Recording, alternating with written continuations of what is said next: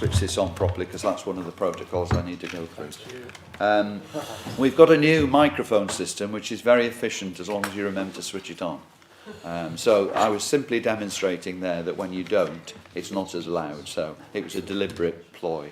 There we go. So thank you, members. Thank you, officers. And thank you, members of the public, for being here this morning. I'll just wait for Councillor Ledger to take his seat, and then we've got a compliment here. Now, I'm going to start with declarations of interest. Are there any declarations of interest? No.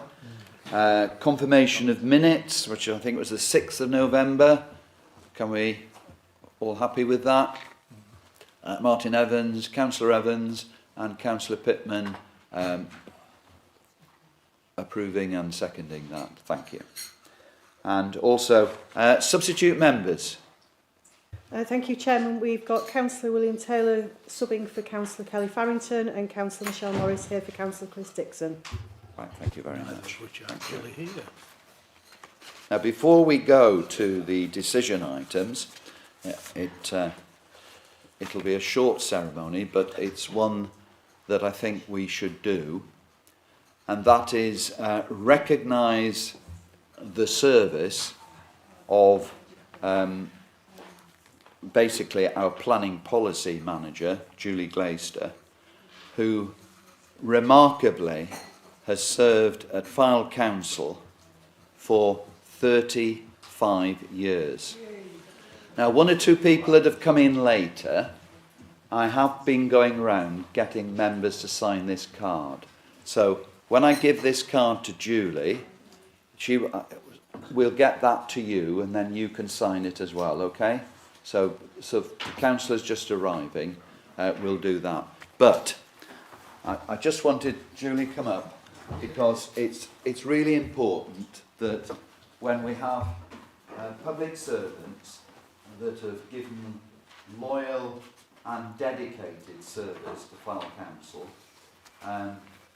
this time in the planning policy team.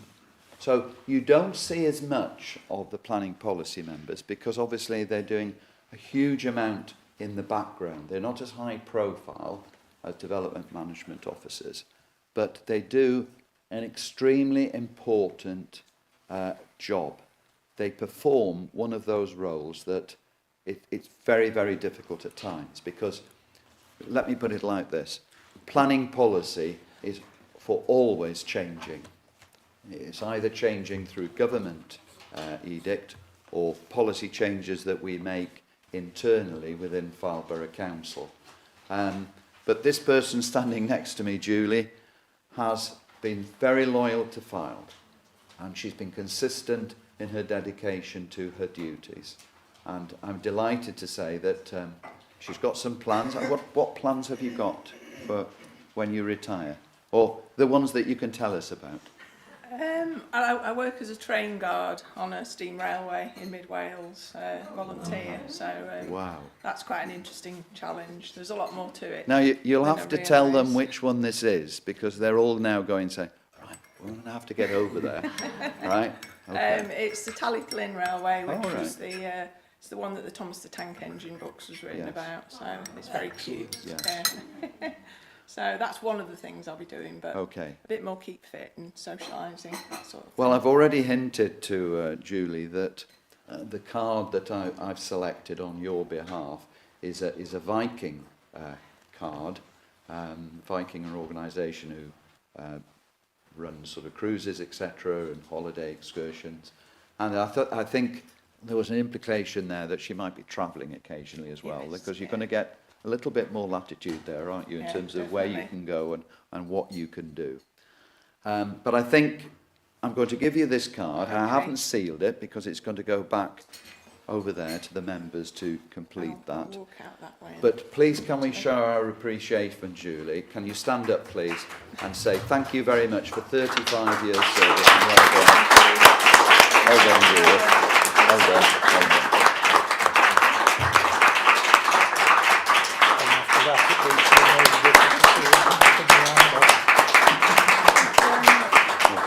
Yeah, just want to say say thank you to everybody that I've worked with over the years and wish you all the best with the next local plan, because that will be your next challenge. Okay. Right. Thank you.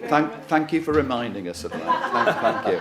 Anyway, if you could go to the back there, I think Councillor Ledger, Councillor Collins can sign it. I think we're completed on that. Now to business, gentlemen and ladies. There we are.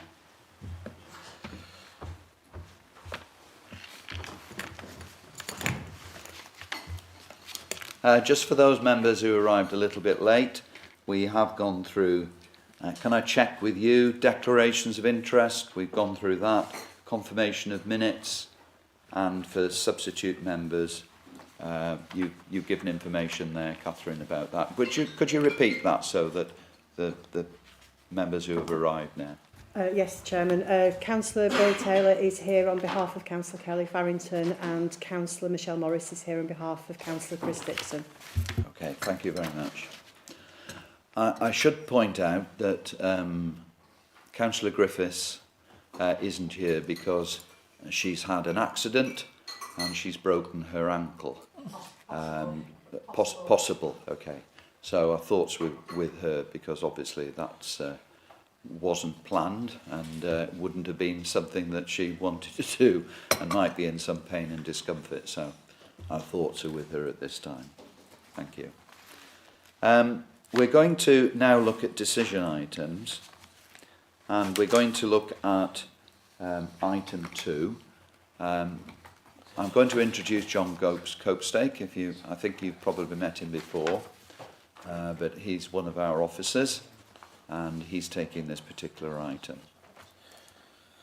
So we're going to start with item 2, and I believe we have some speakers, Gavin, on that particular item. Yes, we do, Chairman. At the appropriate time, I'll give them a quick go. Is it worth also, before we go in, Chairman, confirming the running order for... Well, at the moment, because it items? changes. So at the moment, the running order is item 2, 4, 1 and 3 in that order. We have a particular protocol whereby if there are speakers for particular items, just to explain this, most will know this, but if there are speakers for particular items, we prioritise those. So we have those particular items at the beginning, and then when speakers have come, they're not hanging around too long, and then they can stay for other items, but they can also leave as well. So we're looking at item 2, which is land southwest of Wheaton Road, opposite the Miller's Arms, Singleton. Some of you attended a site visit on Monday morning, where we had a look around Singleton, and a few features were pointed out. Councillor Matthew Lee was there to help us with that. But let's be very clear, we were there to gain information, not to discuss the actual application, which is what happened. So we're on item 2. I'm going to ask the officer to make a short presentation. Then there'll be a break for the speakers, and then he will resume the presentation and complete that, and then we'll go to questions and debate. Thank you. Thank you, John. Okay, good morning.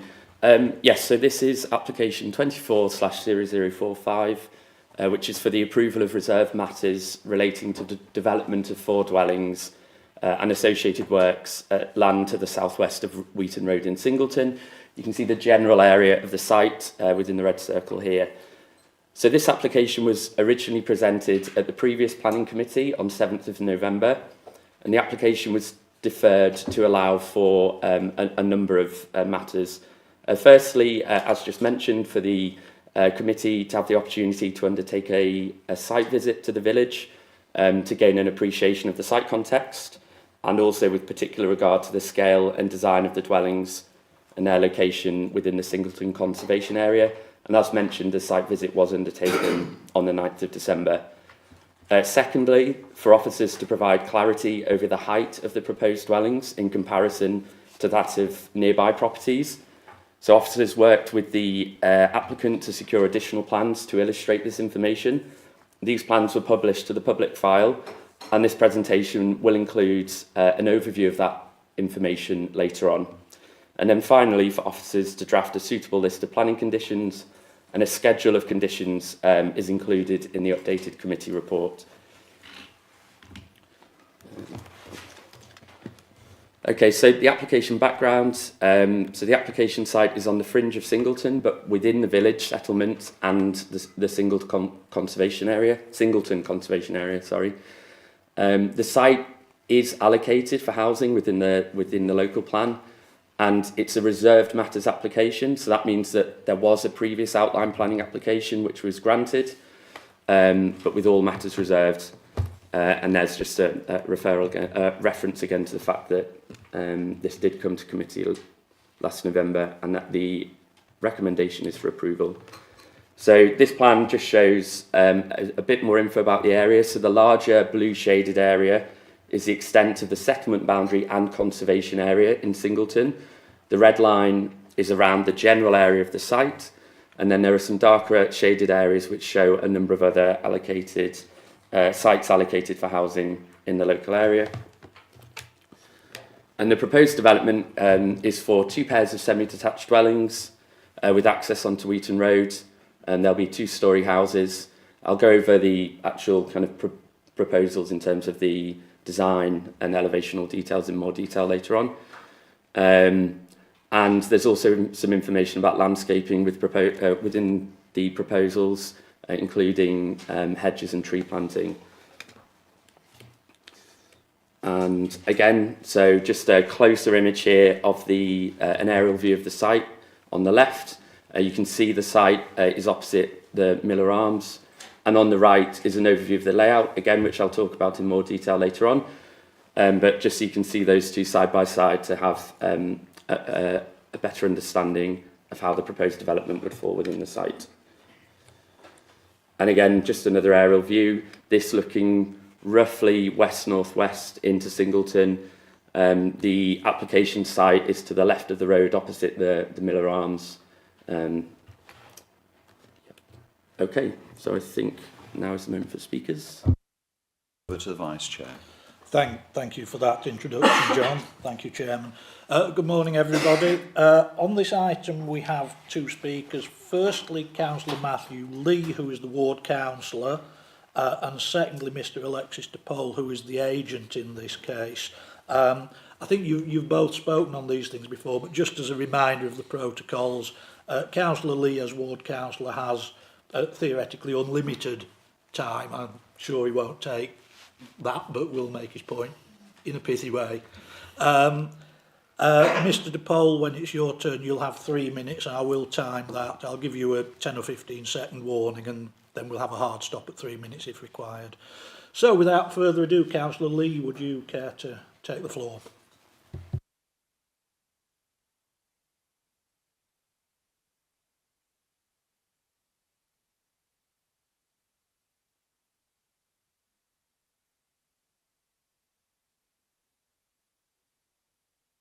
There we go. First of all, thank you to those that came out on the site visit. It was appreciated for the members to get a better understanding of the area, which obviously is the important point of today's hearing. I'm here as both the Borough Councillor responsible for Singleton and the Chair of Singleton Parish Council. More importantly, I'm here to represent almost the entirety of the residents of Singleton.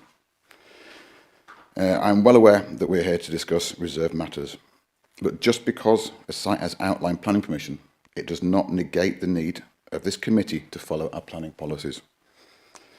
So the only real issue today is also the most important one. And is this development in accordance with our local plan policies? Now, I actually have advice from the Local Government Association and the Planning Advisory Service regarding this, and it's very clear. I quote, this came in writing. Planning law requires that applications for planning permission be determined in accordance with the local plan, unless material considerations indicate otherwise. So if any member has any point they believe to be a valid material consideration, you should raise it so that this can be discussed. The salient point to be discussed today is this application in relation to policy ENV5 in our local plan. As a reminder, policy ENV5, historic environment, states that proposals for development should conserve, protect and, where appropriate, enhance the character, appearance, significance and historic value of Fyle's designated and undesignated heritage assets. In particular, the model rural settlements of Singleton and Thistleton. Singleton and Thistleton are the only villages outlined in our plan. They have special status and that should be respected. In the report to the Planning Committee for the outline application, it stated how much the Parish Council objected, especially in relation to EMB5. The officer's response was, in the report, the current application is an outline, and so without there being any layout, scale or design of the dwellings to consider, it is therefore not possible to make any further informed consideration of the compliance with this policy at this stage. Therefore, so far, this policy has not been decided upon. So today is when this policy and its application has to be decided.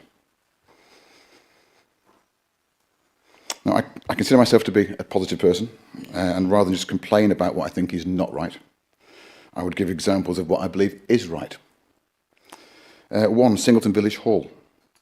This is a perfect example of conserving and protecting the heritage. The original village hall was full of asbestos and falling down. We rebuilt it and restored the hall to its former glory. People driving past would not know it was a new build. At Grange Farm in Singleton, they've recently just got a certificate of lawful development where they are converting the historic barns on the site into accommodation. There's going to be 7 dwellings there. That is, again, an example of preserving and enhancing our location. Now, on the site visit, I pointed out the work at Worsix Farm. The building was in too bad a state to preserve, and so a perfect replica was built. In fact, a slightly enlarged version was built, so it would go from 1 to 2 dwellings. And this is a perfect example of sustainable development in a conservation area. The way that our planning officers handled that application was a textbook example of how important our historic environment policy is and how it should be applied. And in the officers' own words, this was their assessment. This is a development in Singleton. The proposed redevelopment of the site, effectively replacing the existing building with a structure of a similar scale and utilising the design features of the current dwelling, make this proposal a logical scheme. Given the constraints imposed upon the site by its location in the countryside and the conservation area. The requirements of the Planning Service outlined in pre-application discussions are to ensure a scheme to preserve or enhance a conservation area as is required by the MPPF and established local plan policies. Overall, it's considered this represents an acceptable form of development in this location and that the scheme will enhance a conservation area and certainly causes no harm, which is the important conservation test. So our policies were perfectly applied there. I'm pleased that the officers take our policies so seriously. In their own words, enhancing the conservation area and causing no harm are the important conservation tests. So, does today's application pass this test? When the first original application was put in for the site that we're discussing today, the summary of officers' recommendations stated, the site lies within Singleton Conservation Area and thus would undoubtedly impact on its character and appearance. Later, it says, again, our planning officers, the residential development of the site will have clear and significant implications to the rural character of the site and approaches to the village. That couldn't be much clearer. Our own conservation officer wrote on the same vein. To create new dwellings roadside would upset the character of the village to the detriment of the historic environment. Again, clear breach from another of our officers. Our own regeneration and urban design team said this. From a conservation point of view, I do not regard this as an appropriate site for development. I do regard the site as important to the open landscape setting of the village. So that's the 3 most qualified officers at Fylde, all saying this breaches our planning policies. This would make granting permission today a breach of planning law. As for the designs themselves, I'm going to say this very clearly so I'm not misquoted again. These designs are fine, but not in Singleton. Not in a site which is supposed to enhance the historic environment. These designs would not look out of place in any new build site across the country, but are completely out of character in Singleton. As members saw on the site visit, the majority of Singleton Village is made up of quaint, traditional workers' cottages, chocolate box cottages. Most of these form the iconic pairs of semi-detached cottages which line the road throughout the village. The height of these houses, which form the majority of buildings, in fact the vast majority of buildings in the village, are around 7 metres. The applicant states, regarding their proposals, the ridge heights of dwellings and buildings vary throughout the village, generally between 6.8 metres and 10.25 metres. At a ridge height of 8.59 metres, the proposals are in the middle of the range. Well, no, there's an anomaly. One of the old farmhouses is 10.25. I'll come to that in a second. So the vast majority of our houses are 7 metres or lower. 8.59 metres for this development is 22.7 times taller than the vast majority of houses in Singleton. The document you have, the two Village-scape documents, are equally misleading. In revision A, which you should have, which has the 3 rows of housing, if you have that in front of you there, the first 2 rows simply show that the proposed properties are not quite as tall as the village pub and not quite as tall as the industrial buildings opposite. But we should not be comparing industrial buildings to dwelling houses. On the 3rd row at the bottom, all this does is show how unflat Singleton is. Now, on that document, if you look at the rightmost named property, and it's the Beeches, the line from the top of the proposed developments that goes across is less than halfway up this building. You can see on the right-hand side. Do you have that on screen, those documents? That might help. An excerpt from it and we can find There you go. It was just there. Yeah, you just had it. Hang on. The one with the 3. Again, no, but it's got 3 lines of it, of properties. Yeah, I didn't. One before this. That one there. Yeah, so that's an excerpt from the. You can't see the whole thing. Well, if you follow that all the way across to the right-hand side, the end property there, that line, the house goes more than twice the height above that. So it's it would make that home 17.2 metres high, which I don't think is the case. In fact, if you look at the trees to the far right on that document, there's a building that seems to be 4 times the height of that level, which again, 35 metres is ridiculous. Now, on revision D, the 4 houses, it shows different colours of houses. That's the other one. That's it there. Now, in this, the bottom red one, first of all, that's not a house. If anyone wasn't unaware of that. They are industrial farm buildings, irrelevant. The 2 of the houses, which are... No, can't remember which the numbers were.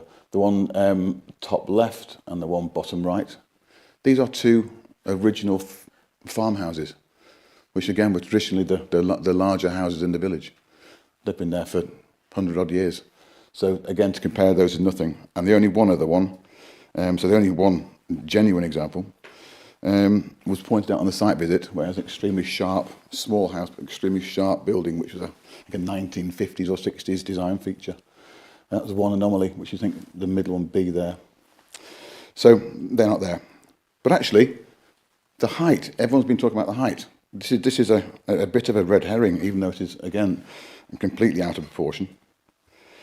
I overlaid the layout of these houses, the footprint, over the houses in Singleton. Now, I don't think people will be able to see on here, but I have to show anybody. But putting these around here, these properties are sometimes 3 times the size of existing properties. Absolutely, completely out of kilter.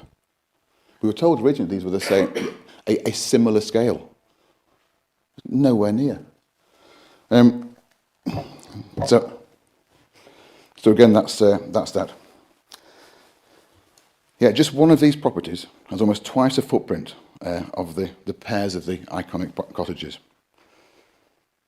Couple this with the height increase, then we're talking many times bigger. Completely out of scale, out of kilter. And scale is one of the important things we have to look at. It's been stated there, we need to look at this. And this is absolutely nowhere near. Now, on the final point here, on the map of Singleton, where I put these, I just showed you there. Directly opposite there, I mentioned this last time, is Rose Cottage, that were turned down for a rear dormer window because of our policies. And this is where I think the whole world, well, it seems the world is going mad. So for this is directly opposite. For a minor application with no complaints, the parish council didn't complain, we were absolutely fine with it. But with this minor application, we beat the applicant over the head with our policies. But for a development of 4 massive houses, totally out of keeping with the village, each one 50% bigger at least than the rest of the village. Parish council objecting, locals objecting, local protest group formed. The planning officer stated that it would be clear and significant implications for the rural character of the site and approach to the village. Conservation officer says to create new dwellings roadside would upset the character of the village to the detriment of the historic environment.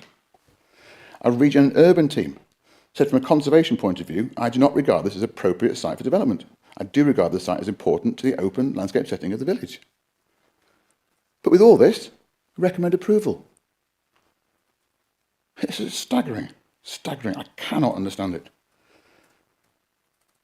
Our expert officers have confirmed that this application will be in breach of planning policies.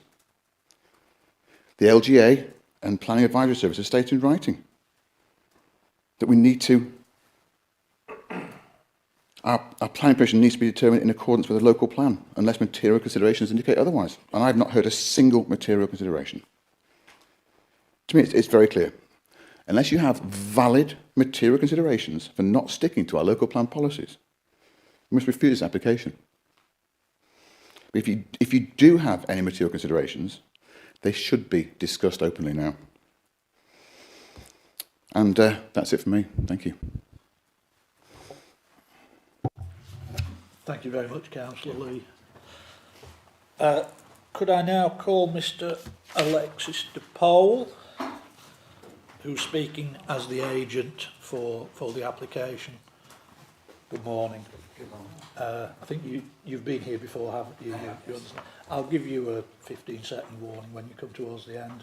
So, in your own time, sir. Thank you. I will have to be quick because, unfortunately, I am timed. Just wanted to get one thing. I will come back to respond directly to the comments if I have time. First, there was just a couple of points I wanted to highlight. There was a reference at the last committee meeting to the need to see conditions. It was just to highlight that this is a reserve matter, so there was a lot of conditions already on the outline, including the archaeological condition that you referred to. There's also a condition removing all permitted development rights. I remember there was a comment about the fear of dormer windows being added and things of that nature. All of that's not permitted because all permitted development rights are removed on the outline application. So we should to highlight that point. And then secondly, the ridge height has been lowered, and as we've sort of hopefully will be expanded upon in the presentation, the evidence provided shows that the ridge height of this building is fairly in the middle of the houses of Singleton. It's also significantly lower than a number of the buildings. So some of the properties and buildings directly opposite it, you've got the public house, which is pretty much the same. I think there's 170 mil difference between the ridge heights. However, the topography of the site is that the pub is actually higher, and that's what you'll see in some of these cross sections that come up. Equally, the main farm buildings are 9 metres high, the farmhouse is over 10 metres high. But I don't have an awful lot of time, so hopefully that will be expanded upon later. In terms of some of the comments that have just been made, there was a lot of cross-referring to comments made to a previous application when the principle of development was being considered. And there's a lot of comments here saying of objecting to the principle of development of this site as being inappropriate. This site is an allocated housing site and has outline planning permission. So it's simply wrong to be making references to comments about this not being an appropriate site for development. That's just factually incorrect. What's for consideration here is the design of these 4 properties. And we have worked very closely to get to this point with your officers.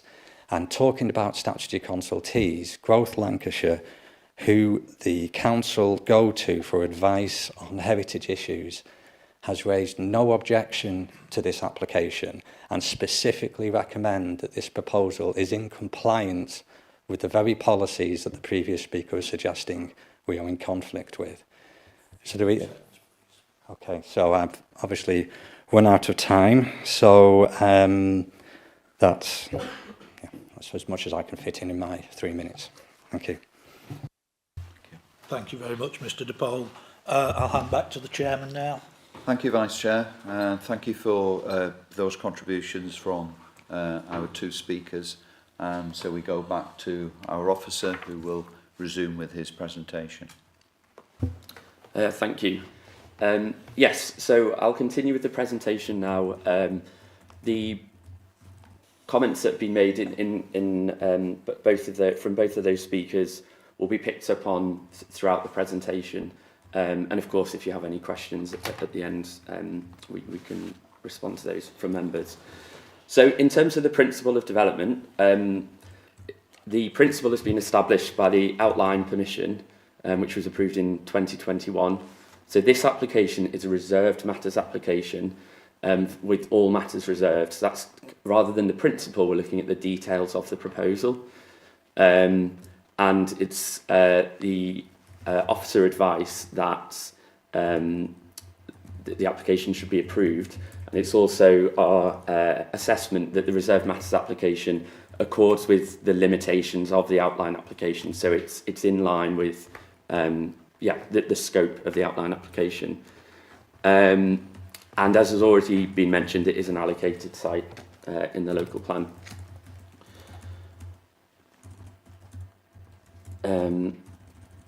Okay, so I'll just go over the kind of established character. So the site is positioned one of the gateway position locations in Singleton. The surrounding countryside is generally very visible, with relatively open views over generally flat fields and low boundary hedges. Trees do feature in the area, providing some visual interest and some screening, but they are not a particularly dominant trait of the established character. So these next 2 slides are close to the application site and give a good example of buildings which officers consider contribute towards the generally prevailing positive architectural character of Singleton. So houses are generally arranged in semi-detached pairs with generous spaces between them, with or without front gables. The material palette and design are relatively simple, but with visual interest created by window surrounds, porches, and front gables. The roof forms are otherwise generally simple with modest chimneys. There are very few, if any, dormers. And there are some short rows of terrace dwellings and some detached dwellings as well, but these are in the minority. And there is a range of building heights, and I'll discuss kind of building heights in more detail later in the presentation. So this is another image showing what I've just described there. So this is the junction between Wheaton Road and Church Road, close to the application site. So in terms of local character, so this slide and the next slide, so these aren't considered to be unattractive or poorly designed houses, but instead they're given as examples of some of the features which are found in the local area but are not considered to contribute positively to the prevailing dominant character of Singleton and the conservation area. So as part of officers' assessment and negotiations with the applicant, this is what we've been mindful of. So for example, in these images, kind of wider expansive driveways or relatively contemporary and prominent boundary features are considered not to be traits that we're looking to pick up on in these applications. And similarly here, a lack of uniformity in materials, or in the right-hand image, unusual or irregular building lines. Again, these are all elements that, although they can be found in the local area, are not dominant and not considered to contribute to either the prevailing rural or traditional character. So as I said, it's not to say that there's a criticism of these houses, but although they're in the local area, these aren't where the kind of design cues have been taken from. Instead, houses of this type are considered to be more in the kind of dominant, positive, prevailing character of the local area. So in terms of building heights, the applicant has provided a range of additional plans. So these next few slides show excerpts from the plans. There's quite a lot of detail on them.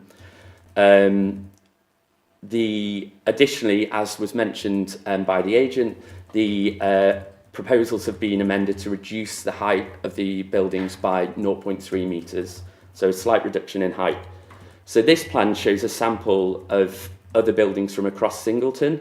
So the red buildings are highlighted to show buildings that are generally considered to be considerably taller, the blue buildings shorter, and the beige buildings a similar height, and those are within plus or minus 30 centimetres, so about a foot. So as you can see from this image, and the heights are on these plans as well, the proposed building heights are kind of within that beige range, so that kind of middle range. And this plan shows where those sample buildings have been taken from, so you can see there's a spread across the settlement. As was mentioned, not all of those buildings are houses, in particular N, which on this plan is right in the bottom right. That's understood, that's fine. These buildings still contribute to the appearance of the settlement and the overall impression of buildings in the area, particularly as they are close to the road and close to the application site as well. And then this is just an excerpt from a plan that has, again, more detail on it, and putting the whole plan on the screen, it would have been kind of hard to see, but the applicant has provided this, again, to just provide more context as to how the heights actually fall across the wider area. So it's also worth noting that buildings in other gateway positions are generally above the average height for buildings in the local area. Now, in design terms, having a slightly more substantial building in a gateway position is often considered to be a rational approach. So it provides a kind of bookend to a building line, so rather than have buildings kind of tapering off to lower. Now, obviously, that is a subjective assessment, but it's not unusual to find kind of more substantial buildings at the end of building lines in gateway positions. So these next couple of slides show the proposed elevations. So the design is considered to pick up on the prevailing positive character of the area with a variety of materials, the design of windows and surrounds, the porches and gables, all closely matching the established character. And additionally and importantly, the houses are arranged as semi-detached houses with generous spacing between, and also between the front of the houses and the roads. And whilst the roof form is generally quite simple, again, this is in keeping with the established character. Just some more elevation plans there to show the rear of the buildings as well, and the sides. And again, it's notable that the side elevations, particularly for the approach into Singleton, where the side of the building will be visible, officers worked with the applicant to ensure that there would be kind of visual interest on that elevation, so rather than just a relatively blank brick elevation, that there would be windows in the chimney stack to provide some visual interest, which also picks up on the approach taken on some of the buildings in the local area. So the proposed boundary strategy has been designed to reflect the rural character of the area. So there's a combination of post and rail fencing, reinstated hedgerows, and I'll comment more on landscaping in just a moment. But yeah, fairly typical approach taken for boundaries. So the matters that were reserved for this application were the means of access, so proposed single access from Wheaton Road, leading to separate driveways for each dwelling within landscaped areas, the layout, which I've just talked about, the scale, which we've talked about in quite some detail, the appearance, that's like the design, the materials, and then the landscaping. So part of the landscaping, which is probably best shown on this, a significant feature is that in the front corner of the site, additional planting has been introduced. So what you can see on the left is the plans as they first came in, and on the right, the plans that are before you today. So there's additional landscaping. You can see that the layout and the building types have been changed to semi-detached pair. They don't push us far back into the site. That's to ensure that the proposals were in line with the outline application, which limited the site to that area, and again, kind of retaining some of the rural character as you push further into the countryside area. So you can see the kind of changes that have been delivered through those negotiations with officers.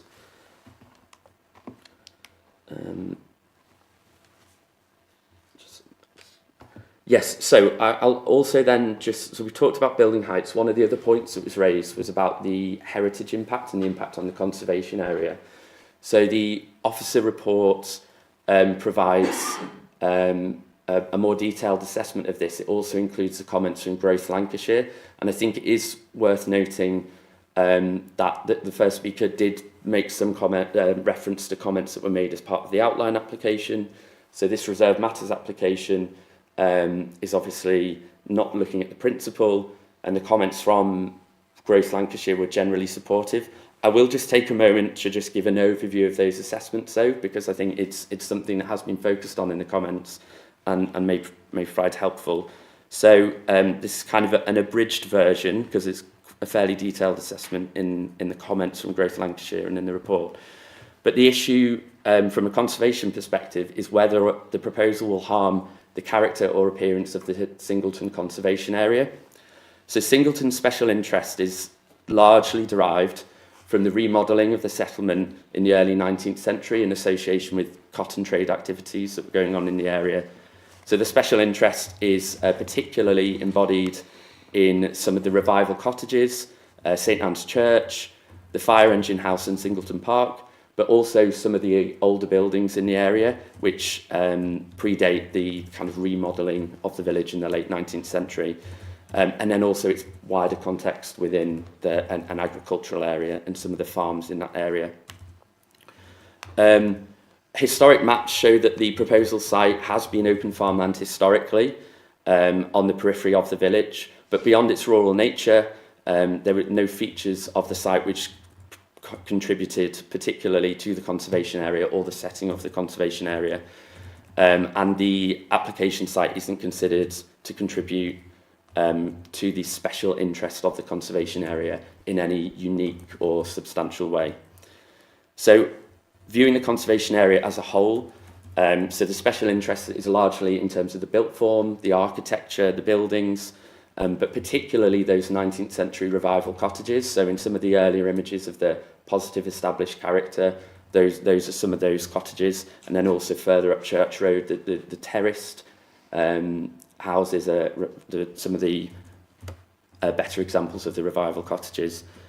But there have been a range of developments in Singleton, obviously over the last 100 years or so, and including modern dwellings, which blend the vernacular with contemporary, as well as some less sympathetic 20th century, so late 20th century developments. And examples of those were given as well earlier.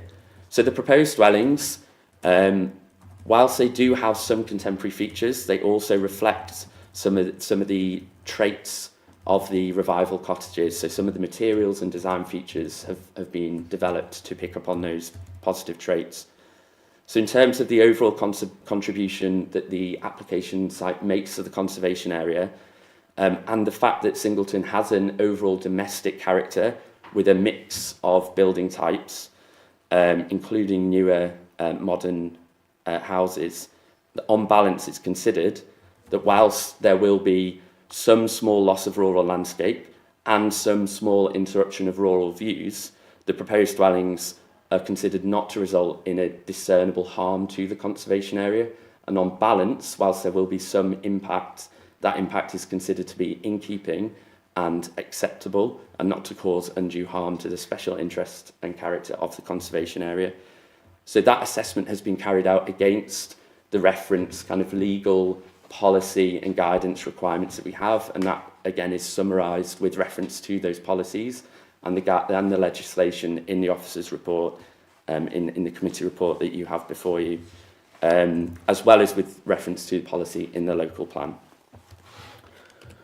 So to summarise, the proposal is for 4 dwellings on a site that has outline for 4 dwellings. That is to say, the Reserve Matters application is within the scope of the outline application.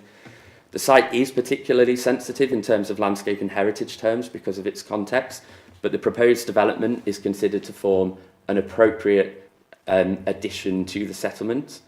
The scheme has been amended significantly throughout the lifetime of the application, so officers have negotiated with the applicants, taking into consideration comments that we feed back from consultees and from local people to amend the design and layout of the proposals to make sure that it's more in keeping with the rural character and the historic character of the area. And in addition, the access requirements have been reviewed by county highways and are considered to be acceptable, and therefore subject to the proposed schedule of conditions. Officer recommendation is that the application should be approved. Okay, thank you. Thank you, John. That concludes the presentations from the officers, and now it's open for questions to members. So do we have any questions, please? Quite a lot there to consider. Thank you. Councillor Morris. Thank you very much. Thank you, Chair. As I'm a last-minute sub, I didn't manage to go to the site visit, so if a couple of the questions I'm going to ask are obvious, I apologise. First of all, I just wondering if you could expand a bit on what you meant by a gateway position. What, could you give me other examples, or why is that used? Yes, so what I'm referring to there is that the points where you've got the transition as you come along the roads. Oh, sorry. Am I? Can you turn your microphone on? Right, okay, yes, there we go, sorry. Yes, so positions that as you travel along the main routes in and out of Singleton, where there's that transition between the rural areas, so the fields, and the built area. And this is a gateway position in that it is in one of those positions where you're either leaving Singleton going out into the countryside or coming from the countryside into the settlement of Singleton. And those areas, there are slightly different or additional considerations that we have to make in terms of design and impact terms, because generally they're more visible. Generally, they might be one of the first things you see in terms of the built form. So it can help to establish in the mind of people coming and going kind of what the character and feeling of the area will be. So the design approach taken might be quite different. I gave a specific example of the side elevations being considered in more detail than, for example, a house right in the middle of the village might have, because those sides might not be as visible. And then the reference to the scale is that often houses in those positions they could be slightly larger, or they might have slightly different architectural detailing or something about them that because there's generally a higher kind of burden in terms of what they have to do in terms of design terms to achieve a positive impact.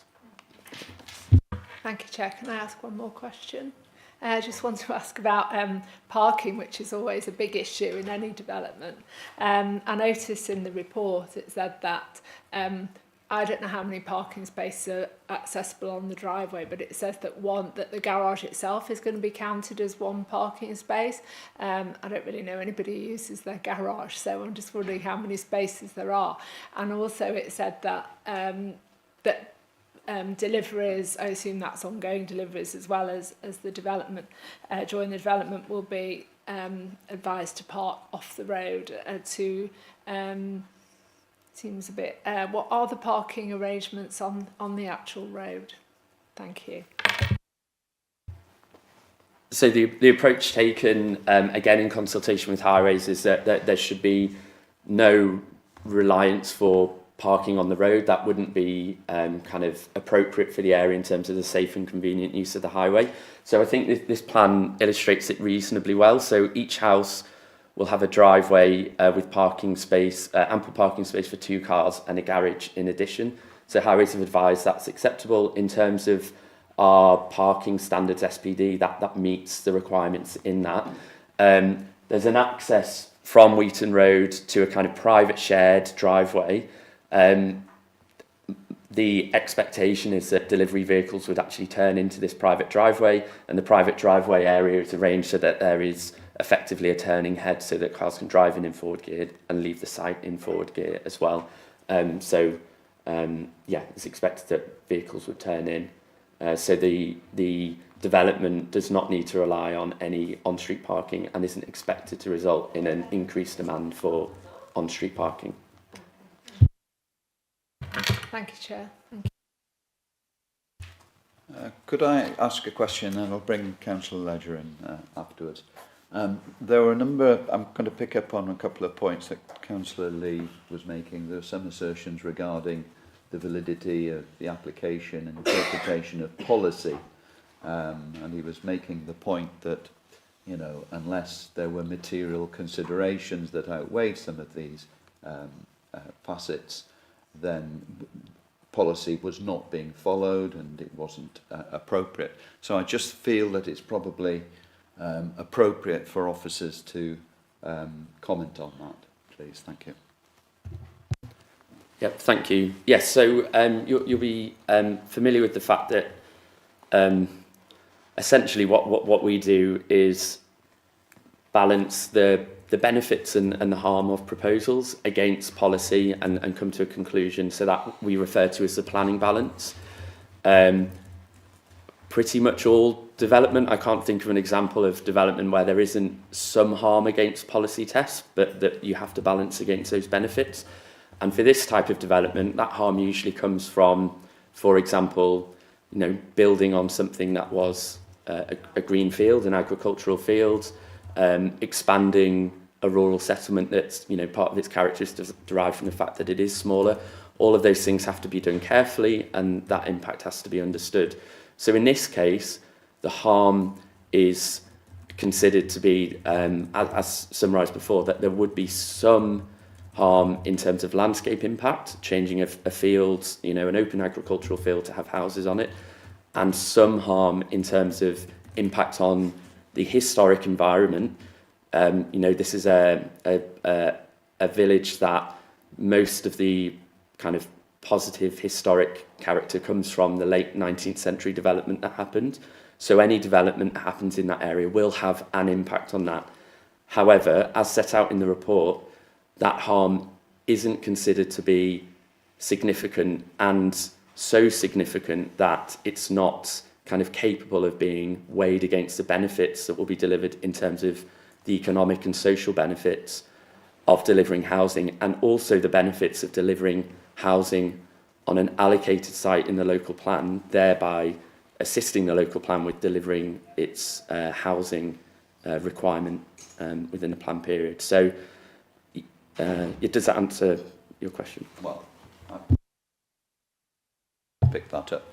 Councillor Lee, I will bring you in, yeah, if you want to, very quickly. Thank you. The officer you said then is you couldn't think of any examples of planning where there was no harm. I gave 3 when I spoke there, right in the actual location where we have Singleton Village Hall, Worsix Farm, and also the new build about to be there. They are perfect examples of how it should be applied. Now, you just admitted then that there would be harm to historic environment and countryside. The test, and I quoted the planning officers, the test is doing no harm. So actually then that is a contradiction.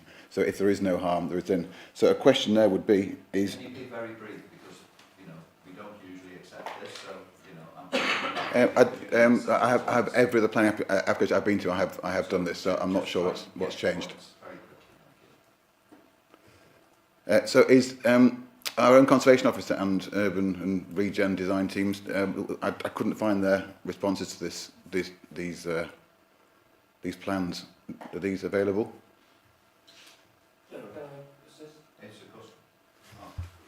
Thank you. Yeah, I think as was explained by Mr Corpsdale, the comments that we take in terms of our conservation advice and heritage advice at the moment are provided by Growth Lancashire rather than internally. So that is a situation that has been in place for quite some time now. We only have one officer that deals with heritage matters and is concentrated on delivering the heritage strategy rather than commenting on individual planning applications. So we're going externally for that advice. That advice is clearly set out in the paper and should not be confused with previous advice, which was taken into consideration and weighed, and then we get to a point whereby the committee approved in outline in 2021, I think it was, the principle of development on this site. Excuse me. So I think, like I said, that's very careful. And I think in terms of actual developments, I think the point that's being raised by Mr Corpsdale is in terms of balancing development impacts is one of, obviously, we're talking about new development here rather than replacement development. So if you are replacing a village hall with a new village hall or a former farm building with a new farm building, then obviously there will be far less impacts there than there will be when you're talking about new development. So I think, to be fair to Mr Corpsdale, he was talking about new development, where if you have a greenfield site, there will inevitably be some impact as a result of a building going on there. It will change its character. That happens when every new house is built. And so that's something that has to be weighed in the planning balance, as Mr Corpsdale correctly said. Thank you. I'm going to bring Councillor Ledger in now because he was putting his hands up, but you had an opportunity to respond there, which is not always normally presented. So, okay. Councillor Ledger, thank you. Thank you. So I think most of my questions have actually been answered now, but I was sort of actually to go back to a question that Councillor Morris was asking about gateway properties. During the presentation, there were some photos of properties that were, I guess, like those that were outside the vernacular of the traditional. But do we know, I mean, I'm putting you on the spot, but do you know roughly where in the village these are? I know you've been able to point to other properties on the map where they might be. So, so the one on the right here, sorry. Sorry. The one on the right here is, I think, just here, so quite central. It's here or here. And then this terrace here, and so this and this, they're at opposite ends of the village, I'll show you. So that terrace example, I think it's just, I think it's this terrace here or just slightly further up. And then the other example, the kind of three houses, are these ones clustered here. So taking examples from across the village, but they're considered to give an overall impression of the types of houses in the area. And then if you're familiar with the area or were able to attend the site visit, I think you should have maybe seen that for yourself as well. But yeah. No, thank you. Yeah, the reason that I was asking, I was just trying to get a feel for the village itself. I mean, unfortunately, I wasn't able to attend the site visit, but yeah, it was sort of trying to compare the historic architecture of the village that Councillor Lee and other people are talking about in reference to comparing it to some of the more modern buildings and trying to balance the overall architecture of the village. I mean, I guess because this is a reserved matter, I think the thing I'm just trying to think about is the design more than anything else. I do take Councillor Lee's point, you know, that there have been other buildings built, even if they were replacing, that were very traditional in style. And I guess perhaps, my decision would be a lot easier if these buildings were even more traditional. But that's what I'm just trying to decide. So yeah, thank you. Thanks for that. Thank you. Are there any more? then Councillor Settle. Councillor Evans, then Councillor Settle. Thank you, Chair. Good morning. These applications are always difficult because of the conservation area and the high feelings that run from the local people, obviously. I think it's been quite useful to see some of the more outlandish designs that were passed the last century, should we say, the latter part of the last century. And I think it shows that the planning application has moved some way. These properties seem to be new but more sympathetic to the area. And I think, you know, if you look, when we looked at the two pictures from what was there originally in the application to what is being presented now in terms of the position of those properties, how they blend into the line that's there. I take Councillor Lee's point. These are big properties, but originally they were going to be 4 detached houses, and so you're trying to push two different angles of an argument. But if we go back to the original point that this area was designated for housing, and then it comes down to what you put on the site, my question to the officers, through long conversations that you've had, do you feel on balance that this is the best that we can sort of expect a developer to put forward to us? And is there anything else that could be done or anything else that could be required from them that would make these buildings more sympathetic to what is already a very nice village setting? Thank you.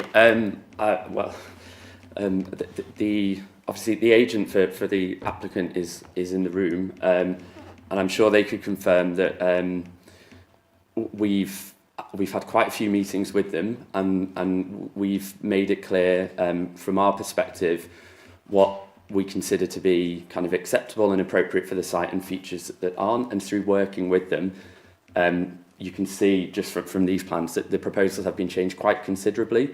There isn't anything that officers have requested that hasn't been kind of delivered or amended in those proposals. So and that's based on discussions between myself and other officers in the team, kind of collaboratively. So we think our advice to you that this is an appropriate proposal for this site.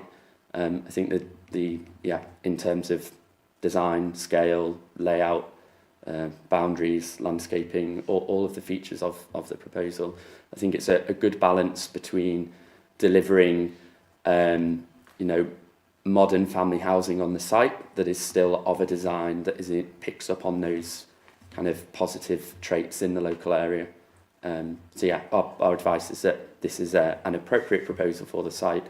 The report talks about the design and concludes that the design proposals are good and in keeping with in line with the policy requirements. So I think the short answer is yes, officers are content with this. There isn't anything that's been requested that hasn't been delivered and amended by the applicant. Councillor Settle, then Councillor Nixon.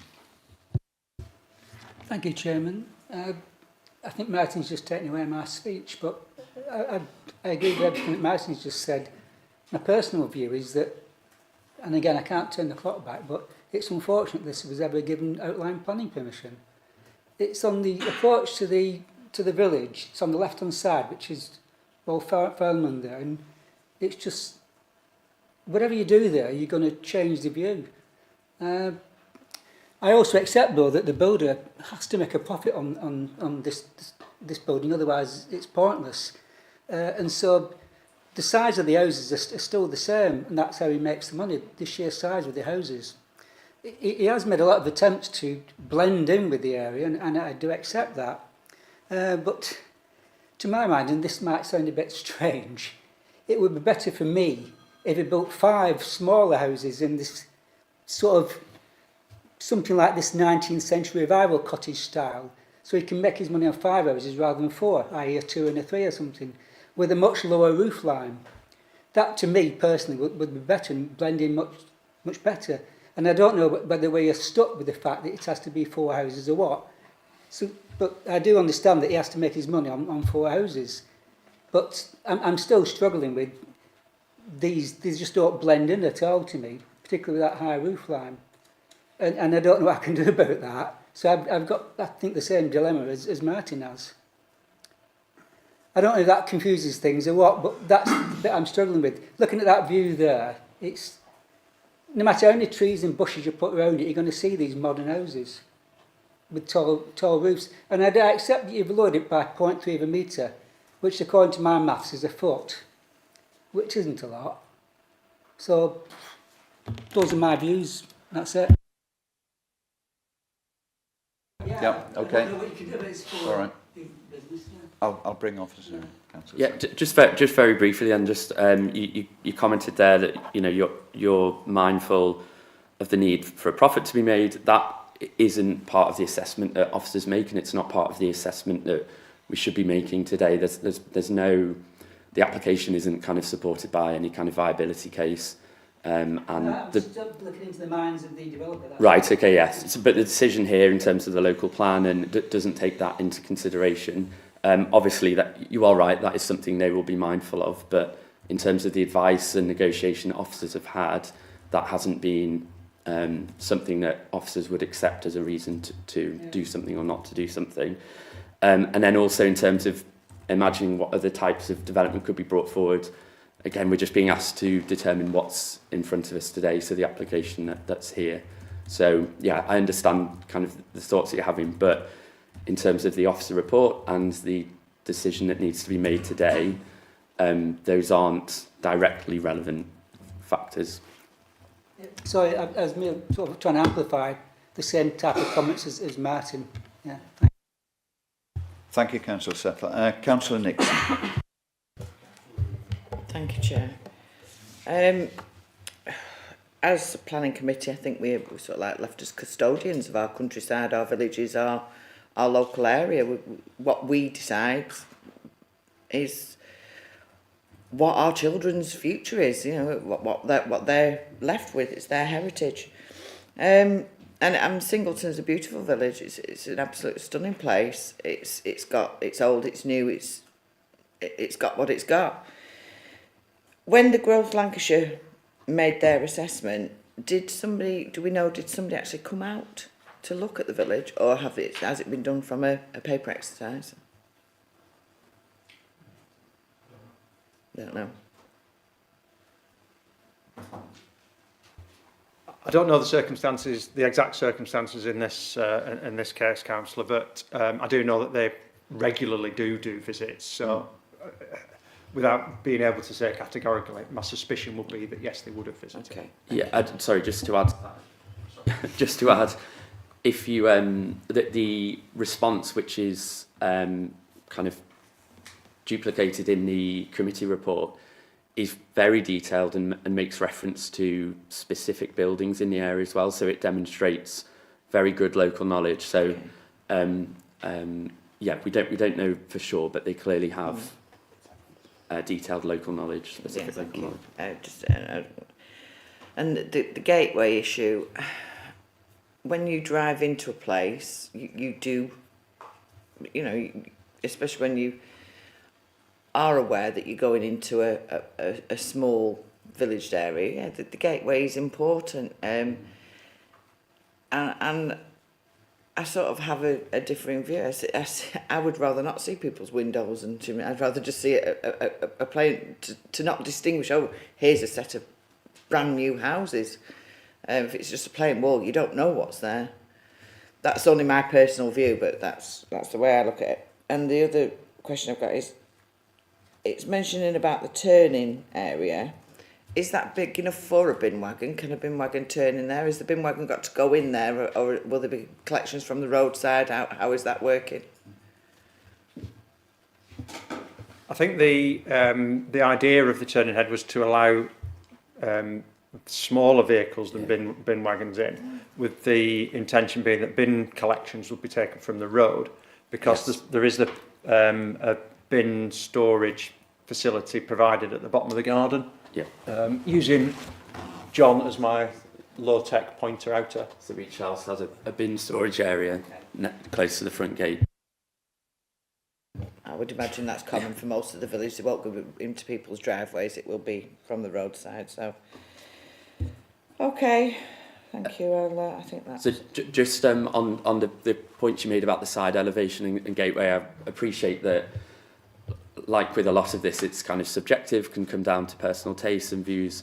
So that's partly as well why the approach has been taken to introduce more kind of landscaping and tree planting at the front corner. So those side elevations will also partially be partially screened and softened by a green boundary with trees as well that will grow up over time. So it's to kind of achieve a balance between those two things. Are there any conditions that those trees are to never be removed? Because, you know, people have different varying views on trees. Some people like them, some people don't. You don't know what the view of the person that's going to move into these properties is. And quite often, the first thing people tend to do is remove something they don't like. Yes, two things about. I mean, we're standard conditions in terms of. Well, first of all, the site's in a conservation area, so there's much stricter control over trees, and trees can't be removed or kind of heavily pruned. So, by virtue of the fact it's in a conservation area, the trees will be protected.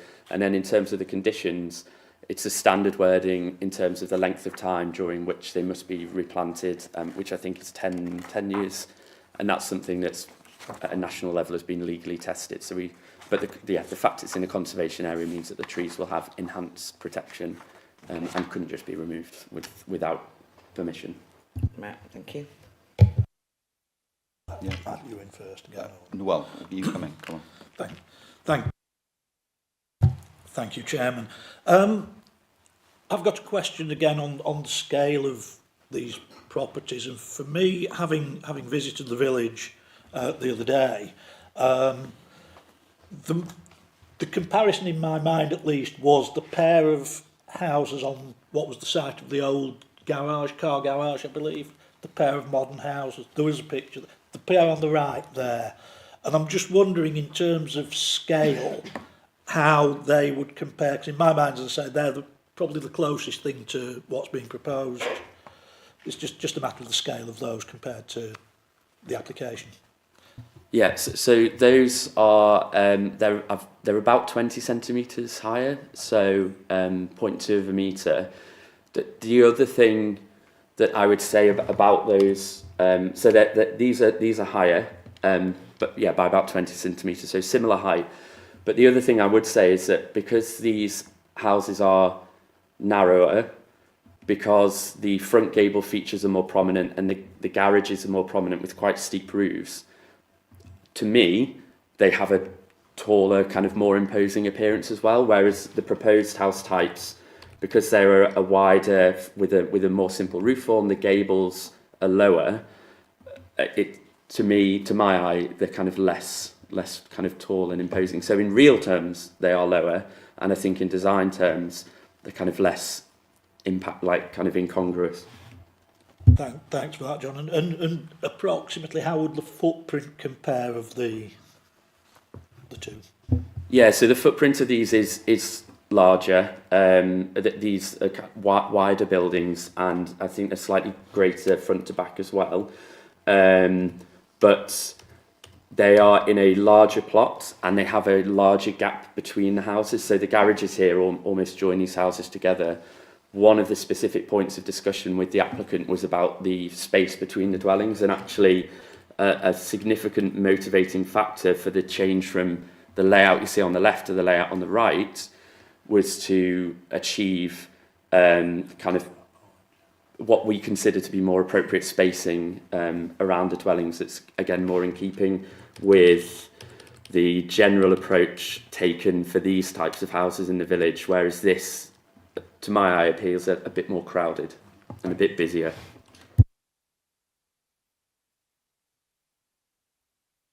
Are there any more questions? Or Chairman, Councillor Lee's Councillor Collins? Yes, come on. Thank you, Chair. We had the presentation to Julie Glaister at the start of this meeting. I'd like to thank you for all the work she's done and her prompt responses when I've had to ask her questions. This committee, when I look round, I think there's only me and you, Chair, that were involved in the production of the last local plan. I don't think there's an appreciation of the amount of work that goes into the preparation of the local plan. It's over a good number of years. I think there's an equal number of planning policy meetings to planning meetings. This is one of the committees that just take up more councillors' time. There's an awful lot of work gone in, and in production of the policies. Now, the policies are our Bible. They're our gospel. This is what we look to. If we're looking at an application, we should be looking at the local plan, we should be looking at the policies. And this specific policy, EMV5 for Singleton and Thistleton, because they are special villages, and they need protecting. When you look at some other villages that haven't got this policy, that this policy doesn't encompass, if you look at Trails and the number of big houses that have been built there that have completely wrecked the character of the village. If you look at Plumpton, the number of houses built there, the whole character of the village has changed. Now, the wording of the policy is to conserve, protect and enhance. Now, this plot is in a very prominent position. We're talking about a gateway position. And generally, I've heard from the officer, dwellings in a gateway position can be larger going into a village. But we're talking about Thistleton. Thistleton shouldn't be like every other village. Singleton is different. Yeah, if we haven't got that there now, then why are we putting it there? Why are we making it like other villages? And the sheer size of the gable end as you come up from Wheaton, no matter what you do, you're going to see that gable end. That's not enhancing or conserving or preserving. That's to the detriment of the village. Not only that, the site of it, opposite the pub. If you go around the village, it's a lovely village, you go for a drink in the pub, the beer garden's at the side, you're sat in the beer garden, what are you looking at? You could be on South Park in Lytham, you could be in any estate in the Fylde, that's what you're looking at opposite. You're not preserving the village. All right, it's got a view now, it's got outline planning permission for 4 dwellings, we can't do anything about that, but what goes on this site is very, very important, and that this application before us does not comply with policy EMV5. I have 1 or 2 more points.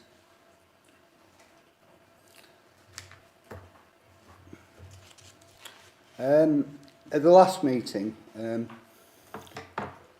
there's one comment by Councillor Pittman about there's a need now for larger homes. Yeah, there's an expectation for larger homes. Well, if you want a larger house, you can go down the road to Wheaton. You can go a bit further on, go on Mains Lane. If you want a larger house, we have a specific policy in the local plan, H2.